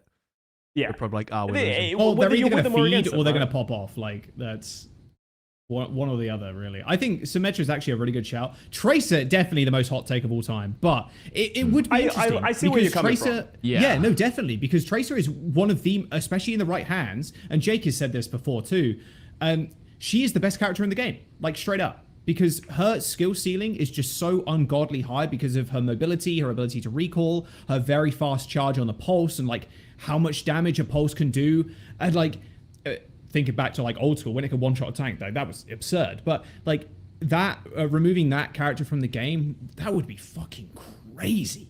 But we have seen metas where it's like more standstill, and like honestly, if we're going to a meta with like Orisa and shit like that, we're probably not going to see a whole lot of Tracer. But That's true. I think Tracer would be a very interesting one to just- get rid of for sure. I just think the Like, game is worse when there's no Tracer, in my opinion.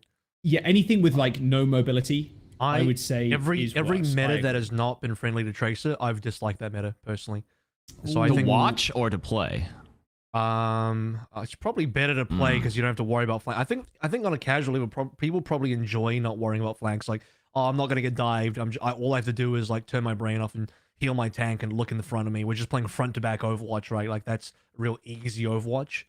But I don't think that's like, to me that's. I don't think not that's fun, what makes Overwatch personally. Overwatch though.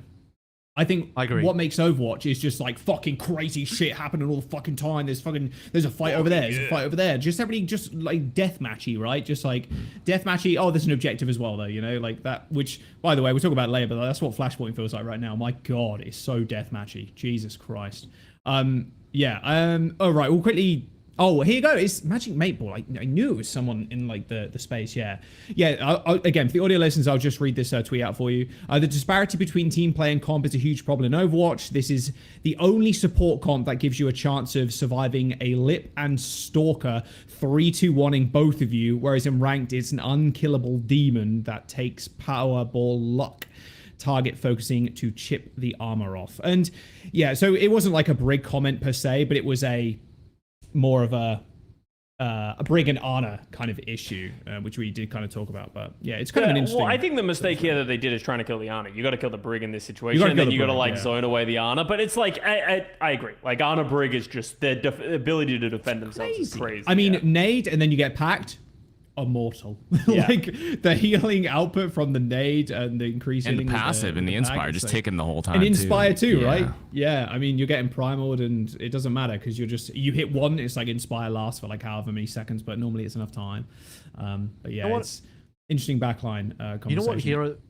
I want to move on with the patch notes, Avro, if you got one more point you want to make. Final comment then. The hero that I think is really weird in the game of Overwatch that doesn't really fit even with the change of the nerfs Don't say is actually Torb. Widowmaker. Now, Okay. caveat, I actually thoroughly enjoy watching Widowmaker because the mechanical output of that hero is really fun to watch. But this game is just not like Widowmaker is like almost like attack FPS hero. This game is just not that. Like this game is too arena shooter for a hero like Widowmaker to really exist, and she's just been a super polarizing hero for that reason. I love whether you love her or Widowmaker hate. though.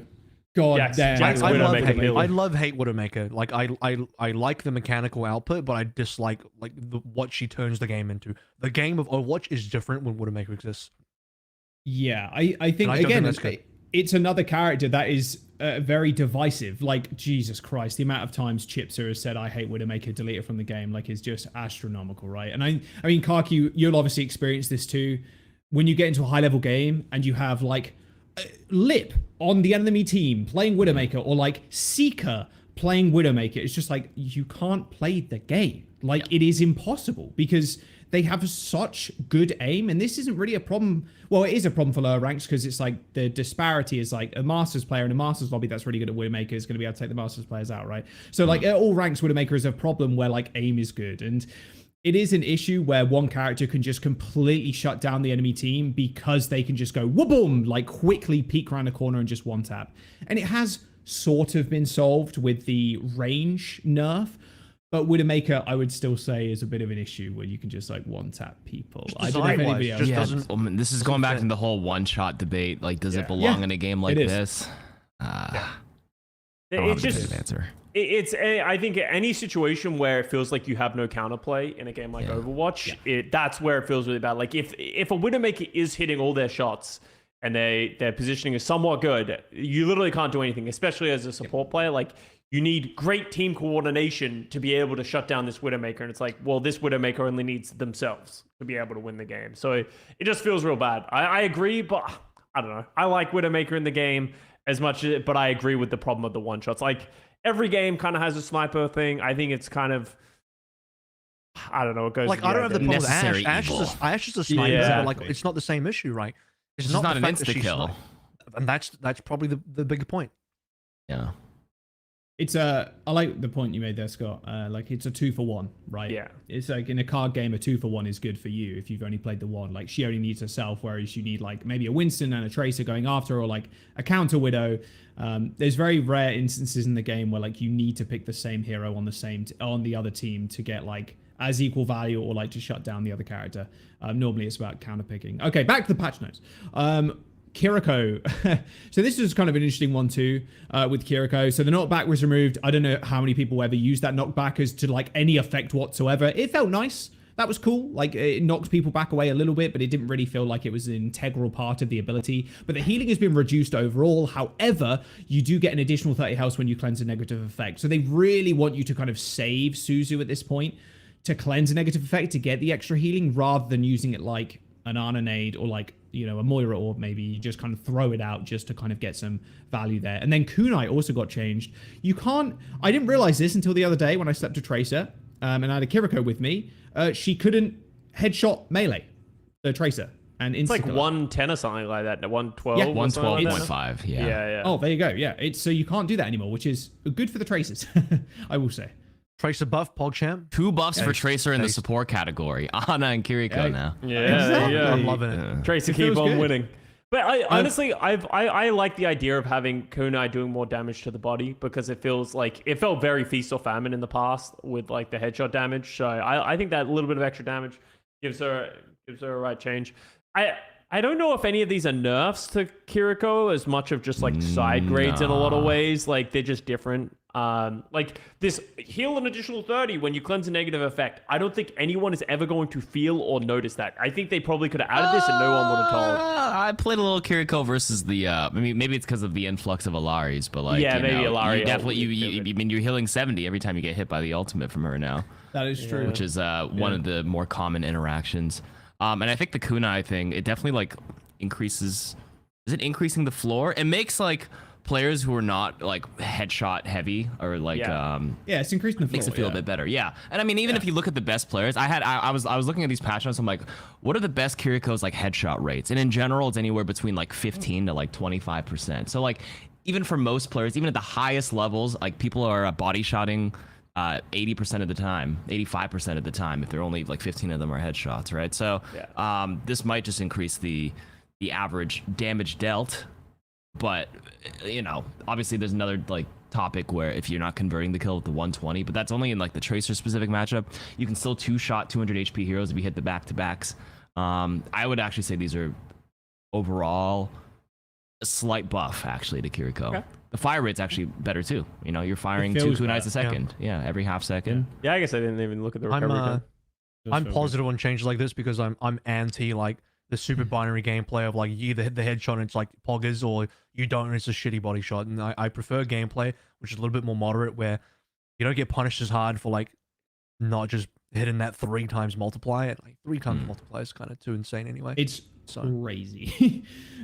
Yeah, I mean, I don't think anybody loved getting like 2-tapped or like 1-tapped, sorry, as Tracer. Like the headshot melee, it felt good as the life, sorry, not the life weaver, as the KarQ, but my god, yeah. Just reducing that frustration, I think, for characters like Tracer is always going to be a good thing. And yeah, in general, making the character a little bit more accessible in terms of just raw output damage is good. And like, okay, you say 15 to 20% KarQ. How many of those are random headshots across the map? Probably like at least 50% of them, you know what I mean? Like that's just the character. And it's just kind of funny when if you hit a headshot from across the map, the likelihood of you following that up with another one is pretty slim, but it does happen. And it does kind of feel good. Why is there no fall off? That's just crazy to me. Projectile. It's yeah. Most projectiles in the game have no fall off apart from like Orisa. I'm not a fan of that. Junkrat, cabbages. So, okay, let's go to Lifeweaver because this shit's funny as fuck. My god. So, hella buffs across the board. So he now has 225 HP and 50 of those health points are now shielding instead. So he's just more don't want to change the survivable hitbox on his own.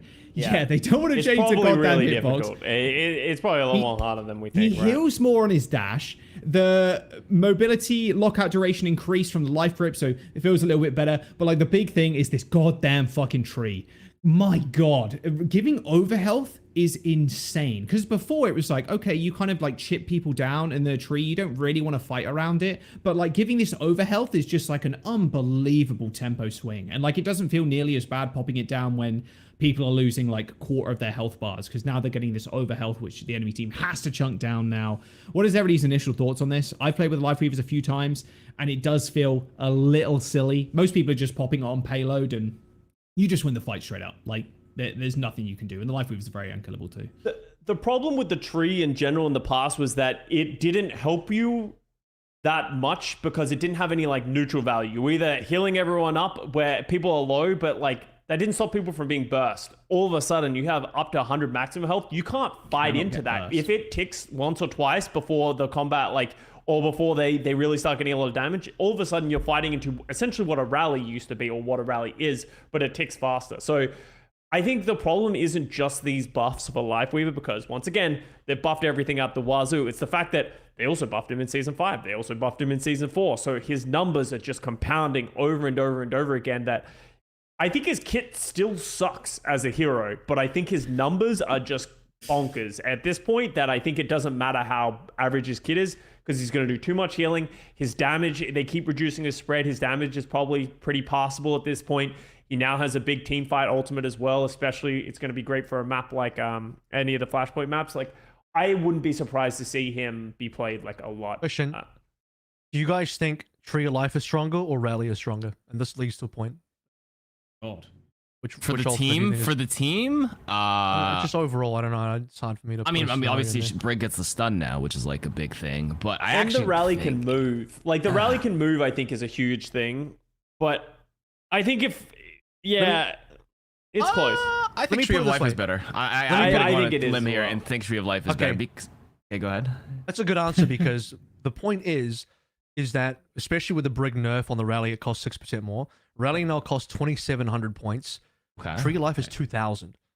Oh, Rally is 700 more expensive than Tree of Life, and we're debating which ultimate is better, and Rally is way fucking more expensive. So my point is, if they're gonna make Tree of Life better, I agree it kind of sucked. It needed to be improved. Okay, it shouldn't be deleted by EMP. It probably needs to be a better overall ultimate. That shit is way too cheap. This ultimate needs to be like 2,500 minimum.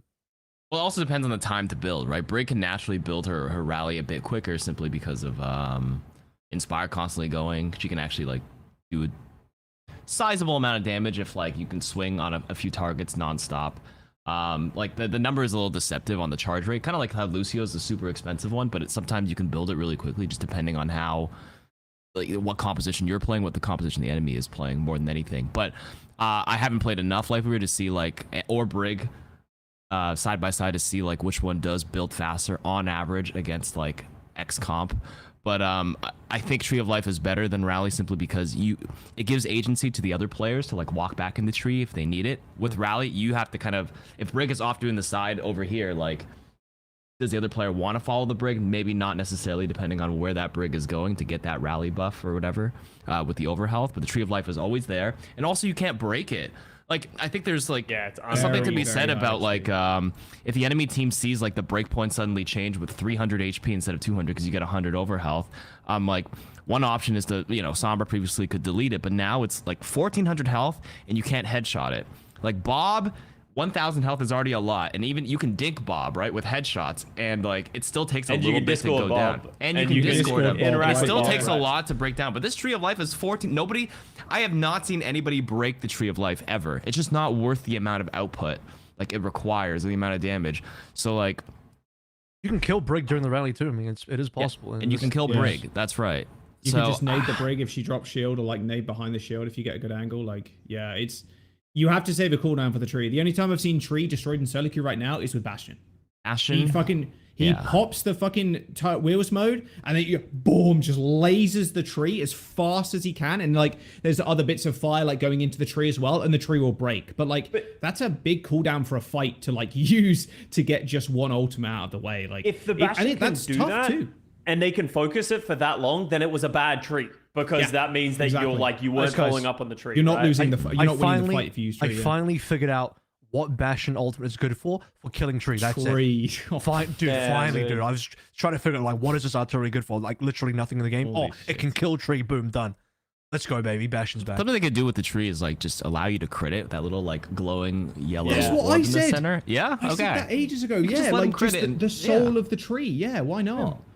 It's like, it's not the hardest thing in the world to hit, but still, because the way the tree is with the different branches and stuff, like sometimes you need a specific angle to kind of get on top of that shit. So yeah, I mean, maybe it has a crit. The crit multiplier isn't like double; it's like 1.5 or something like that. So you'd have to like focus it in the center. It would be an interesting change. I think Dynamite should do extra damage because it's fire versus tree. This is fire versus the tree. I mean, hey, fire strike as well, right? Maybe. All right, yeah. Look, Life Weaver, after 6 buffs, I think he's pretty good now, guys. Who'd have thought? 6 buffs and the character's pretty good. Yeah, the D tier to C tier. No. Yeah, exactly. Hey, it still counts though. Quickly running off these patch notes, very small changes. Lucio got the crossfade. I did actually speak about. I spoke about this with Astro. Actually, he was like, "Yeah, Lucio's pretty good. Like, you can't really 1v1 Lucio anymore. That motherfucker heals. Like, as soon as you hit that app, he is not dying. Like, why did they do this buff? Yeah, I don't really understand why. I don't know why it went to 0% instead of like a 40 or a 30. Like, this just like Lucio is now like so hard to kill. Like, he became a much better dueling character. Yeah, if you read the dev comments, was he really having like his issues with survivability more in line with the rest of the heroes? I thought it was just like a skill issue. I was like, I feel like good Lucios were not going to die anyways. Yeah. Yes. It's 100% a skill issue. But then this is the problem we come across is, especially like people watching this podcast and like us all here, right? It's just like the skill issue really, like most of us like play against really sick Lucios, you know, like it's hard to focus them down because their movement is so good. So like, you know, for the rest of the player base, I think probably a good idea because people aren't doing like fucking kick flips off the top of Lijiang Tower, you know, just to get away from people. So it's kind of in line, I guess, with the percentage of player base that are playing in the lower ranks. So, but it is a bit of a weird change, going straight to 0. But then everybody else got buffed on this patch too, so fuck it, right? That's what it used to be, by the way, in season 1, I believe. Lucio didn't have a penalty on self-healing. Yeah, they added it in season 2, I think, or something like that. Right. But now they're just bringing it back. That's it. And then Mercy changes 2, damage boost reduced by 5. This is your moment. Well, it didn't change anything. I'm going to be honest. I don't know. It's a fucking difference. I don't think 5% is that much of a, like, it's just, come on. It doesn't really matter at the end of the day. I don't think this changed all too much, but it's nice to see everything else kind of getting buffed, and you know, it's a good thing that it did get nerfed. But they said it was a very contentious topic, and it is. I don't know when the topic started, but I felt like I did a decent job starting it. Like at least was it this year or like last year maybe when I had that debate against Scared Seal. And that topic got brought up again when Sojin was. It was last year because it was when Sojin got nerfed and Mercy was hard pocketing Sojin to retain the 1-shot, and that's when I felt like the blue beam discussion started again. I was thinking that my hands were dirty. Yeah, I mean, it didn't change much, to be honest with you. It still feels the same every Mercy I've played against. So a year later, we finally get a change, is what I'm saying. Yeah, I mean, it does. It does take them a long time to change certain heroes. Let's be real. I did want to kind of move on to a like meta discussion. This will be like kind of alluding to what Overwatch League is playing right now. Unless actually no, before we do that, is there any changes that weren't in this patch note that you think should have been made?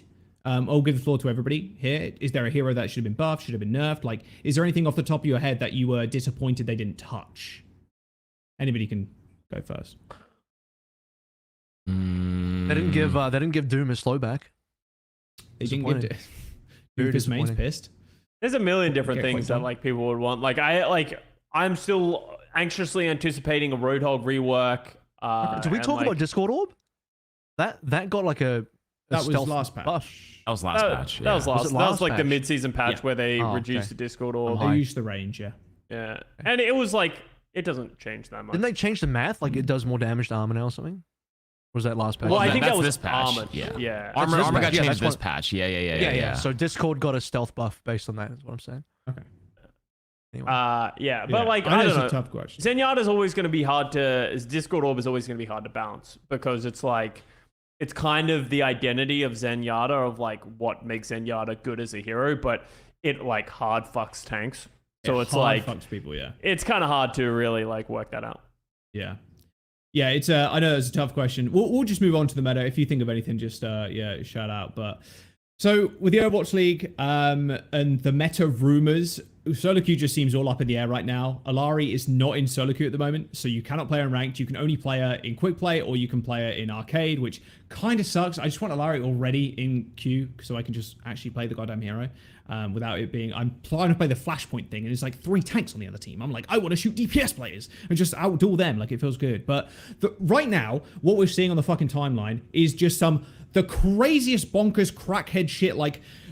Walter White level fucking comps that are being played, like double turret with Bastion Torb, like Orisa, like the most crazy shit of all time. Then Albert was coming out and saying like Alari is like out damaging DPS players because of how like strong her like double tapping 200 HP targets is.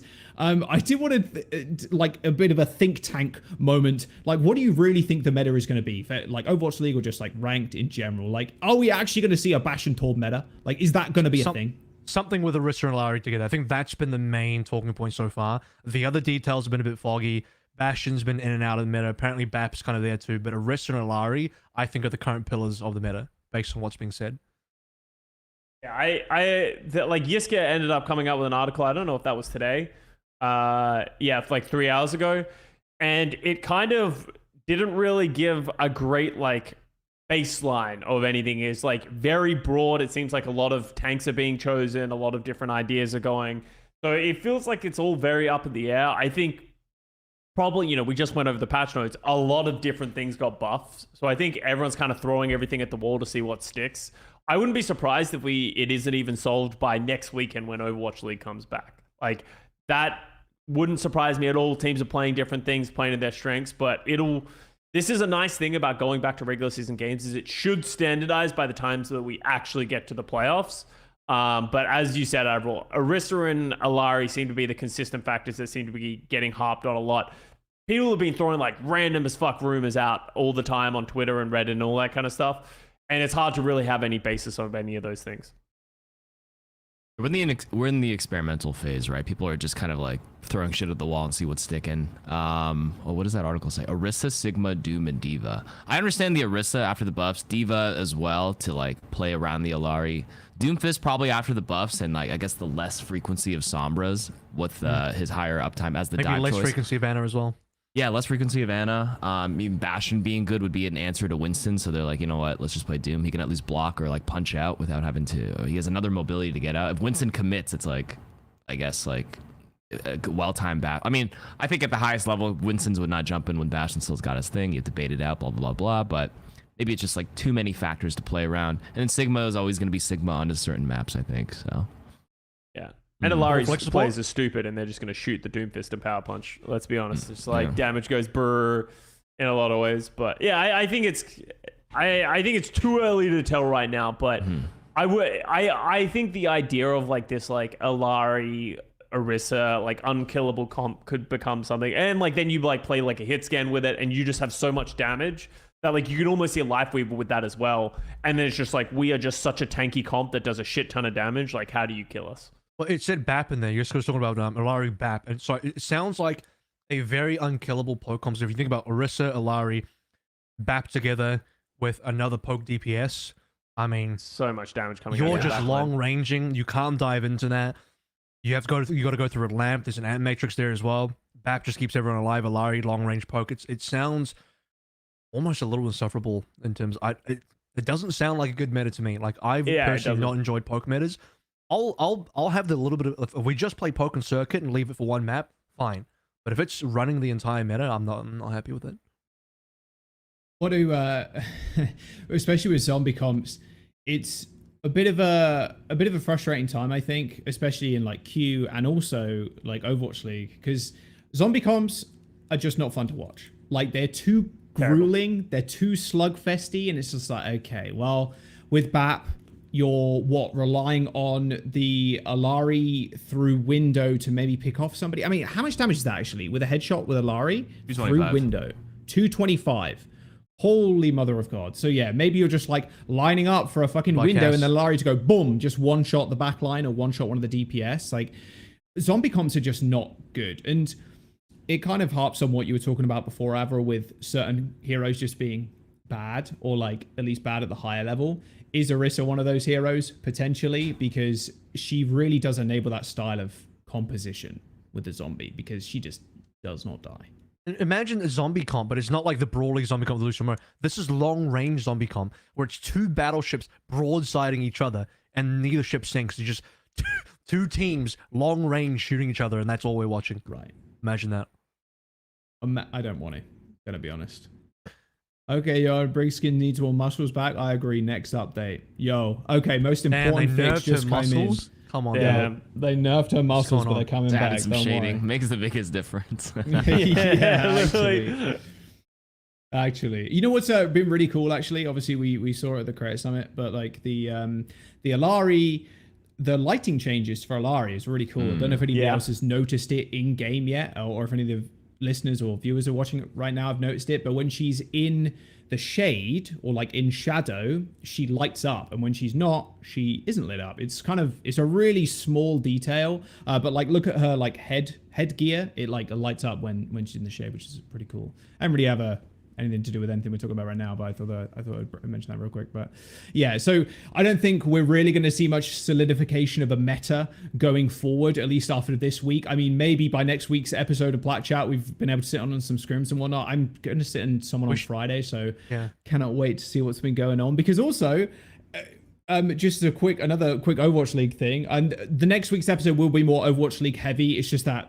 it's been a kind of a dead week, and obviously the big patch has been coming out. It's just came out, but London Spitfire with Rush with the new Flashpoint mode, which is also something I want to quickly get into. What is everybody's thoughts? Because my God, it looks like Ryan Rush meta is just going to be perma played on that map with Lucio, because those maps are giant. Yeah, that was always the question with Flashpoint of, is it going to be worth just playing really fast comp where everyone can run around on their own, or is it going to be better to just play and like play as a team, just stand on the point as those 5 players? I don't know if I feel confidently either way right now, because one of the big issues that I think you run into if you play this rush comp is as soon as you get split up, right? Like, let's say 3 of you get it, and then there's like 2 of you running back from spawn, and then you can potentially get isolated and cut off, because the maps are huge. And there's also a lot of randomness that comes of like which point it ends up going to, and then like where your team needs to move and how you need to work together.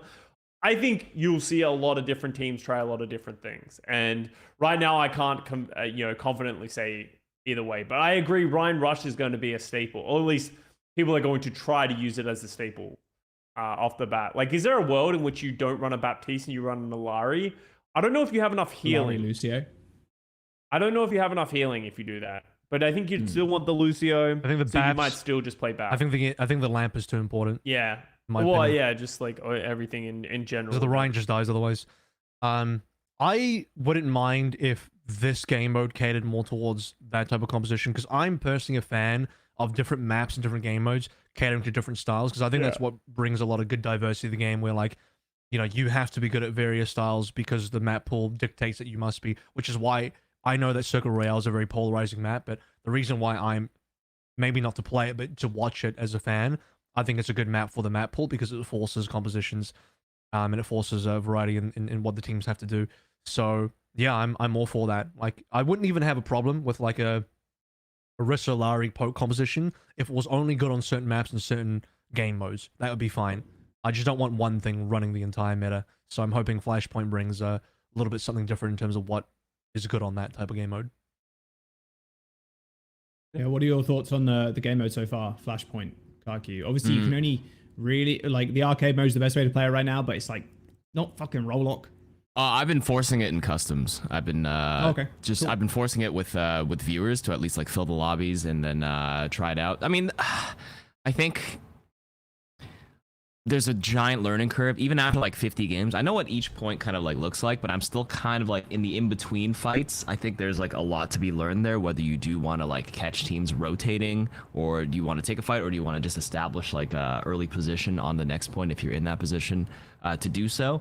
So I still think we're in the learning phase. My initial thoughts are that I actually like it quite a bit, but the randomness is a little spicy. I'm not actually sure how it will work out in like a competitive setting, since I'm playing it in customs, just like random varying skill levels. I'm just able to force roll lock in it nicely, so not arcade where it's 3 tanks. That's just a little too wild for me, but I like it. I also learned the other day that you can swap spawns if you're caught in the old spawn and like the spawn did switch. You can do the switcheroo as needed. But I think the biggest problem is if you die and you like are just starting to walk back and then the point it gets swapped to like the really far one, then you're stuck making like the long trek across the globe, you know what I mean? And I think that is wait, yo, whoa. Oh, hey, yo, Oh, wait, no. There's the blue tarp. I meant to put it there. If you put it there, they can't see it. But I've tried it a few times. It's not that good because they can blue tarp. The tapestry or whatever you call it. Also, can you can hide it until there. people realize, right? Like as soon as people realize, they can probably just like that thing. It's not protected. They can shoot it. Like they'll see like the pylon shoot a thing down. Like okay, it's clearly right there. Even though you can't see it, you can see where it's originating. You can break it down. I didn't like it, but that was like me just limit testing. Trying things. Right now. Limit testing. I like it. But they're very scrappy. A couple of learning points is that it goes way faster than Control. You know, on Control you kind of had like that sweet spot where you can take another fight, maybe around like the low 80%. The other team, you have a chance to like get it to overtime, to touch and whatever. I think on this one it's like 60 or like 70. If it's like 75 and you like your team wiped, there's no point in going back. There's a lot to learn here. Do you stick together? Where do you think the next point's going to go? You can kind of deduce it down. Like after 3 points have unlocked, you can kind of figure out where the next ones may generally be, or at least you'll know if the spawns are going to swap once you memorize it. But there's still a massive. Oh, there! I just chucked it up there. You see it right there? Wait a sec. Wait, that's on top of the fucking tarp, though. Yes, it'll cover the point, but like that's what I mean. The enemy can look at it. Yeah, they just broke it because they just. Oh right, because you can shoot through the tarp as well. You can shoot through it. That's why. Okay. If you could not shoot through it and it was healing, I was gonna say, like, then we're in trouble. Then we're in trouble. But it's not protected. So right. That one, experimental one. I like that though. That's good. Yeah. There's a couple of really crazy pylon spots that people have figured out. I don't know if you've dove into Reddit and other people like posting their spots. There's some spicy ones. No. Yeah. I bet. It does feel, by the way, these Flashpoint maps, I'm sure a lot of you've jumped into them already, but there's so many like, oh, I can just put it here and I can just leave it. Like, it very much feels like a lot of the points were designed around just putting fucking pylon somewhere dumb that no one can kill it. Like, it's very designed in that way, but, I mean, fuck it, right? I mean, I like this mode quite a bit right now, just because there's so much to learn. And like I said, I don't know if you guys, how many games have you guys played? Can you honestly tell me you've memorized the map yet? 10. I mean, I haven't been able to play this much at all. I've been trying to memorize the point names for the Overwatch League. Like that's been my thing. There's like official names, right? I think I saw there are some information about that. Yeah. There are. I am not a fan of the randomness, and I know Jack, you've had previous comments about the Control gamer, which you dislike for randomness, and well, there's randomness. It's not randomness. It's more you win the first fight, and you're more than 60% likely to just win the game, win the map. Well, anyway, speaking of randomness here, I think this would have been better if they stuck closer to Call of Duty Hardpoint, which is what I think this was mostly based on anyway. And in Hardpoint, you know what the second point is going to be at all times. Like, you know what the next point is going to be, and it's not random. It's always linear. And I think the strategy involved there, like what you were saying, KarQ, if it's like, like 70, 75%, you don't bother recontesting.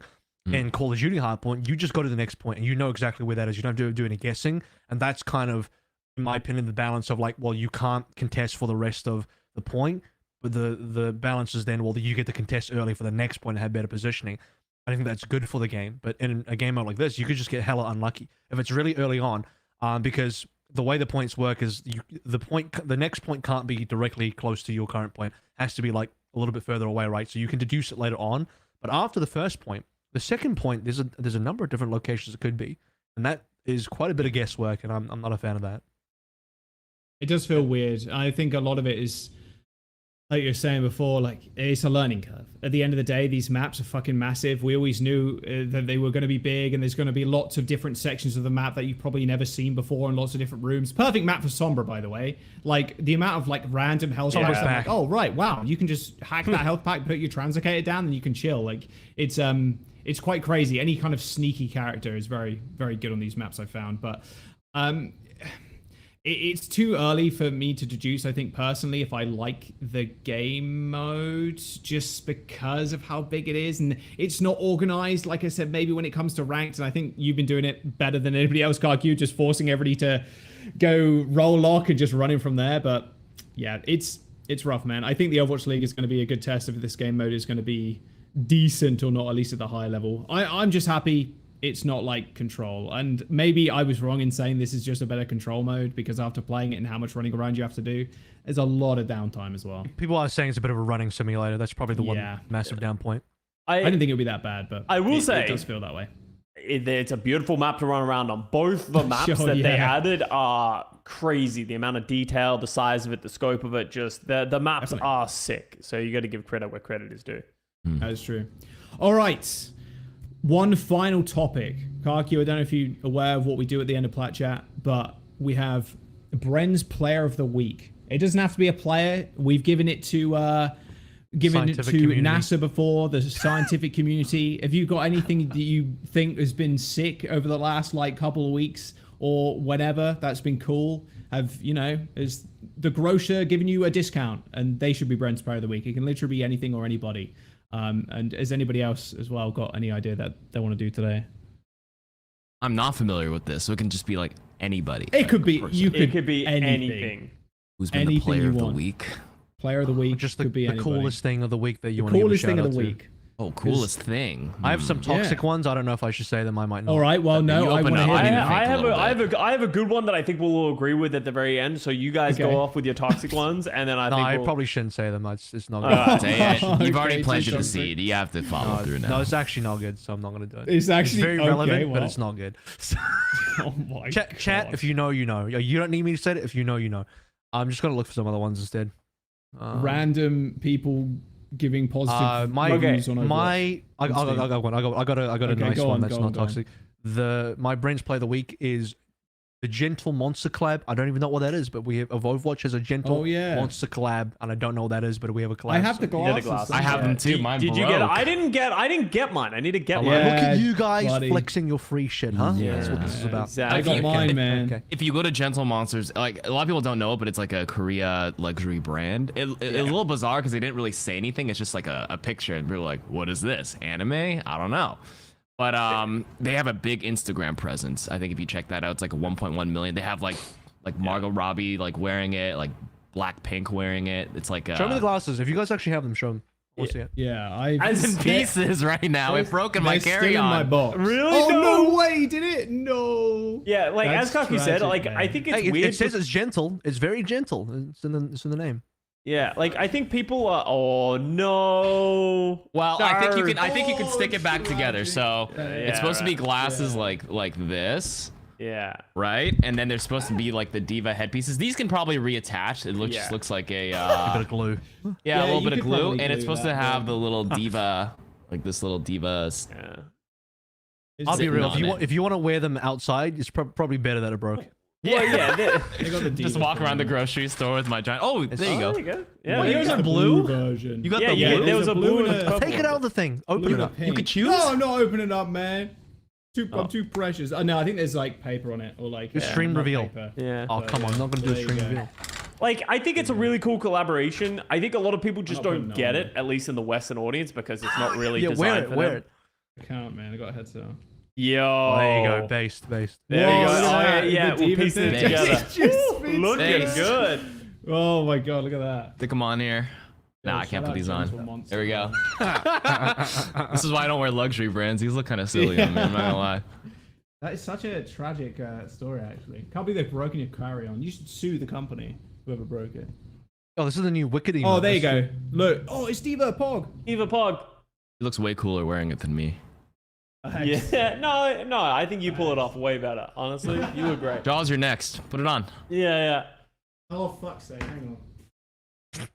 George is trying to keep it a collectible so he can sell it later on when Overwatch League does. Here's my green screen. These are pricey Oh, I though. can't. We'll say. Yeah. Oh yeah, I can Dude, imagine. how do you take this thing off?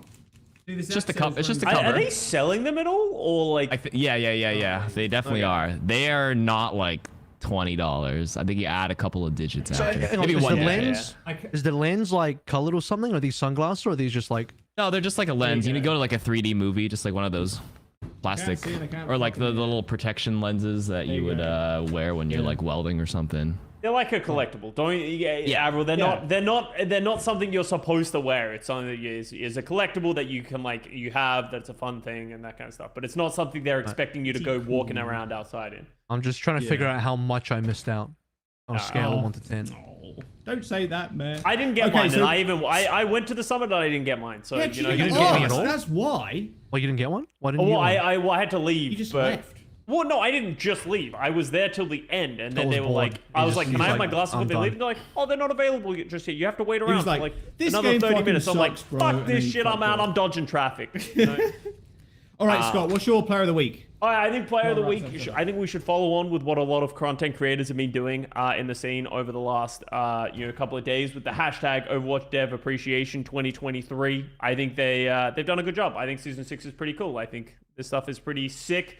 And I think it's important to keep giving that love to the devs because they're kind of getting rolled on Steam reviews and everywhere else in the public. So I think internally, I think it's important to show our appreciation to these people. Your nomination's always way more wholesome than mine. That's crazy. Yeah, I know. You know, we gotta. Wow, that's Is that funny. Flats in a chef hat? Okay. Is that photoshopped or is he that much taller than Emong? No, he's tall. He's 6'4". Like that Something much? like that. taller Flats than is Emong? 6'4". Wow. 'Cause I know if he stood next to J3, no offense to Jay, I'm Yeah, I there's don't a, know there's a why, picture I'm on his sketching Twitter straight, so right my bad. now where you can definitely see the disparity. That is pretty funny. All right, yeah, that's a good player of the week actually. Oh, wow, yeah, Flats is tall compared to J3. Yeah. Jesus. Yeah, well, there you go. Some handsome gentlemen there. This is from the latest summit? Last year. Yeah, this is last year. Yeah, because I don't think Flats was at this one. Flats, Yeah, he didn't go this year. Flats wasn't there. All right, there you go. Bren's player of the week is is a hashtag of all things. Yeah, Wait, have we got any other- Overwatch 2 did anyone dev else have one or no? appreciation. I was gonna I use think that that's a one, but good you took mine. Ha Oh, there you go. Stolen. I should have went first. Yes. Hashtag that happens. Overwatch 2 dev appreciation, I believe is the hashtag. So yeah, there you go. That is Bren's player of the week. They work hella fucking hard on these games, and a lot of the hate that they get, they don't fucking deserve. So there you go. But yeah, thanks so much for watching, everybody, and thank you, KarQ, for coming on. It was a good time, and thanks for all the insight and your wicked sense of fashion. Honestly, unreal. Thank you. Unreal. I know. So there you go. Make sure you go follow. Make sure you go follow KarQ on Twitter. Obviously, KarQ Games. Obviously, his stream and YouTube and everything else. Go sub to him and like all of his videos right now. Do it And right this video. now. And this video. And this like this one. video right now. Exactly. We'll be back next week. It'll be a more owl-heavy week, just because.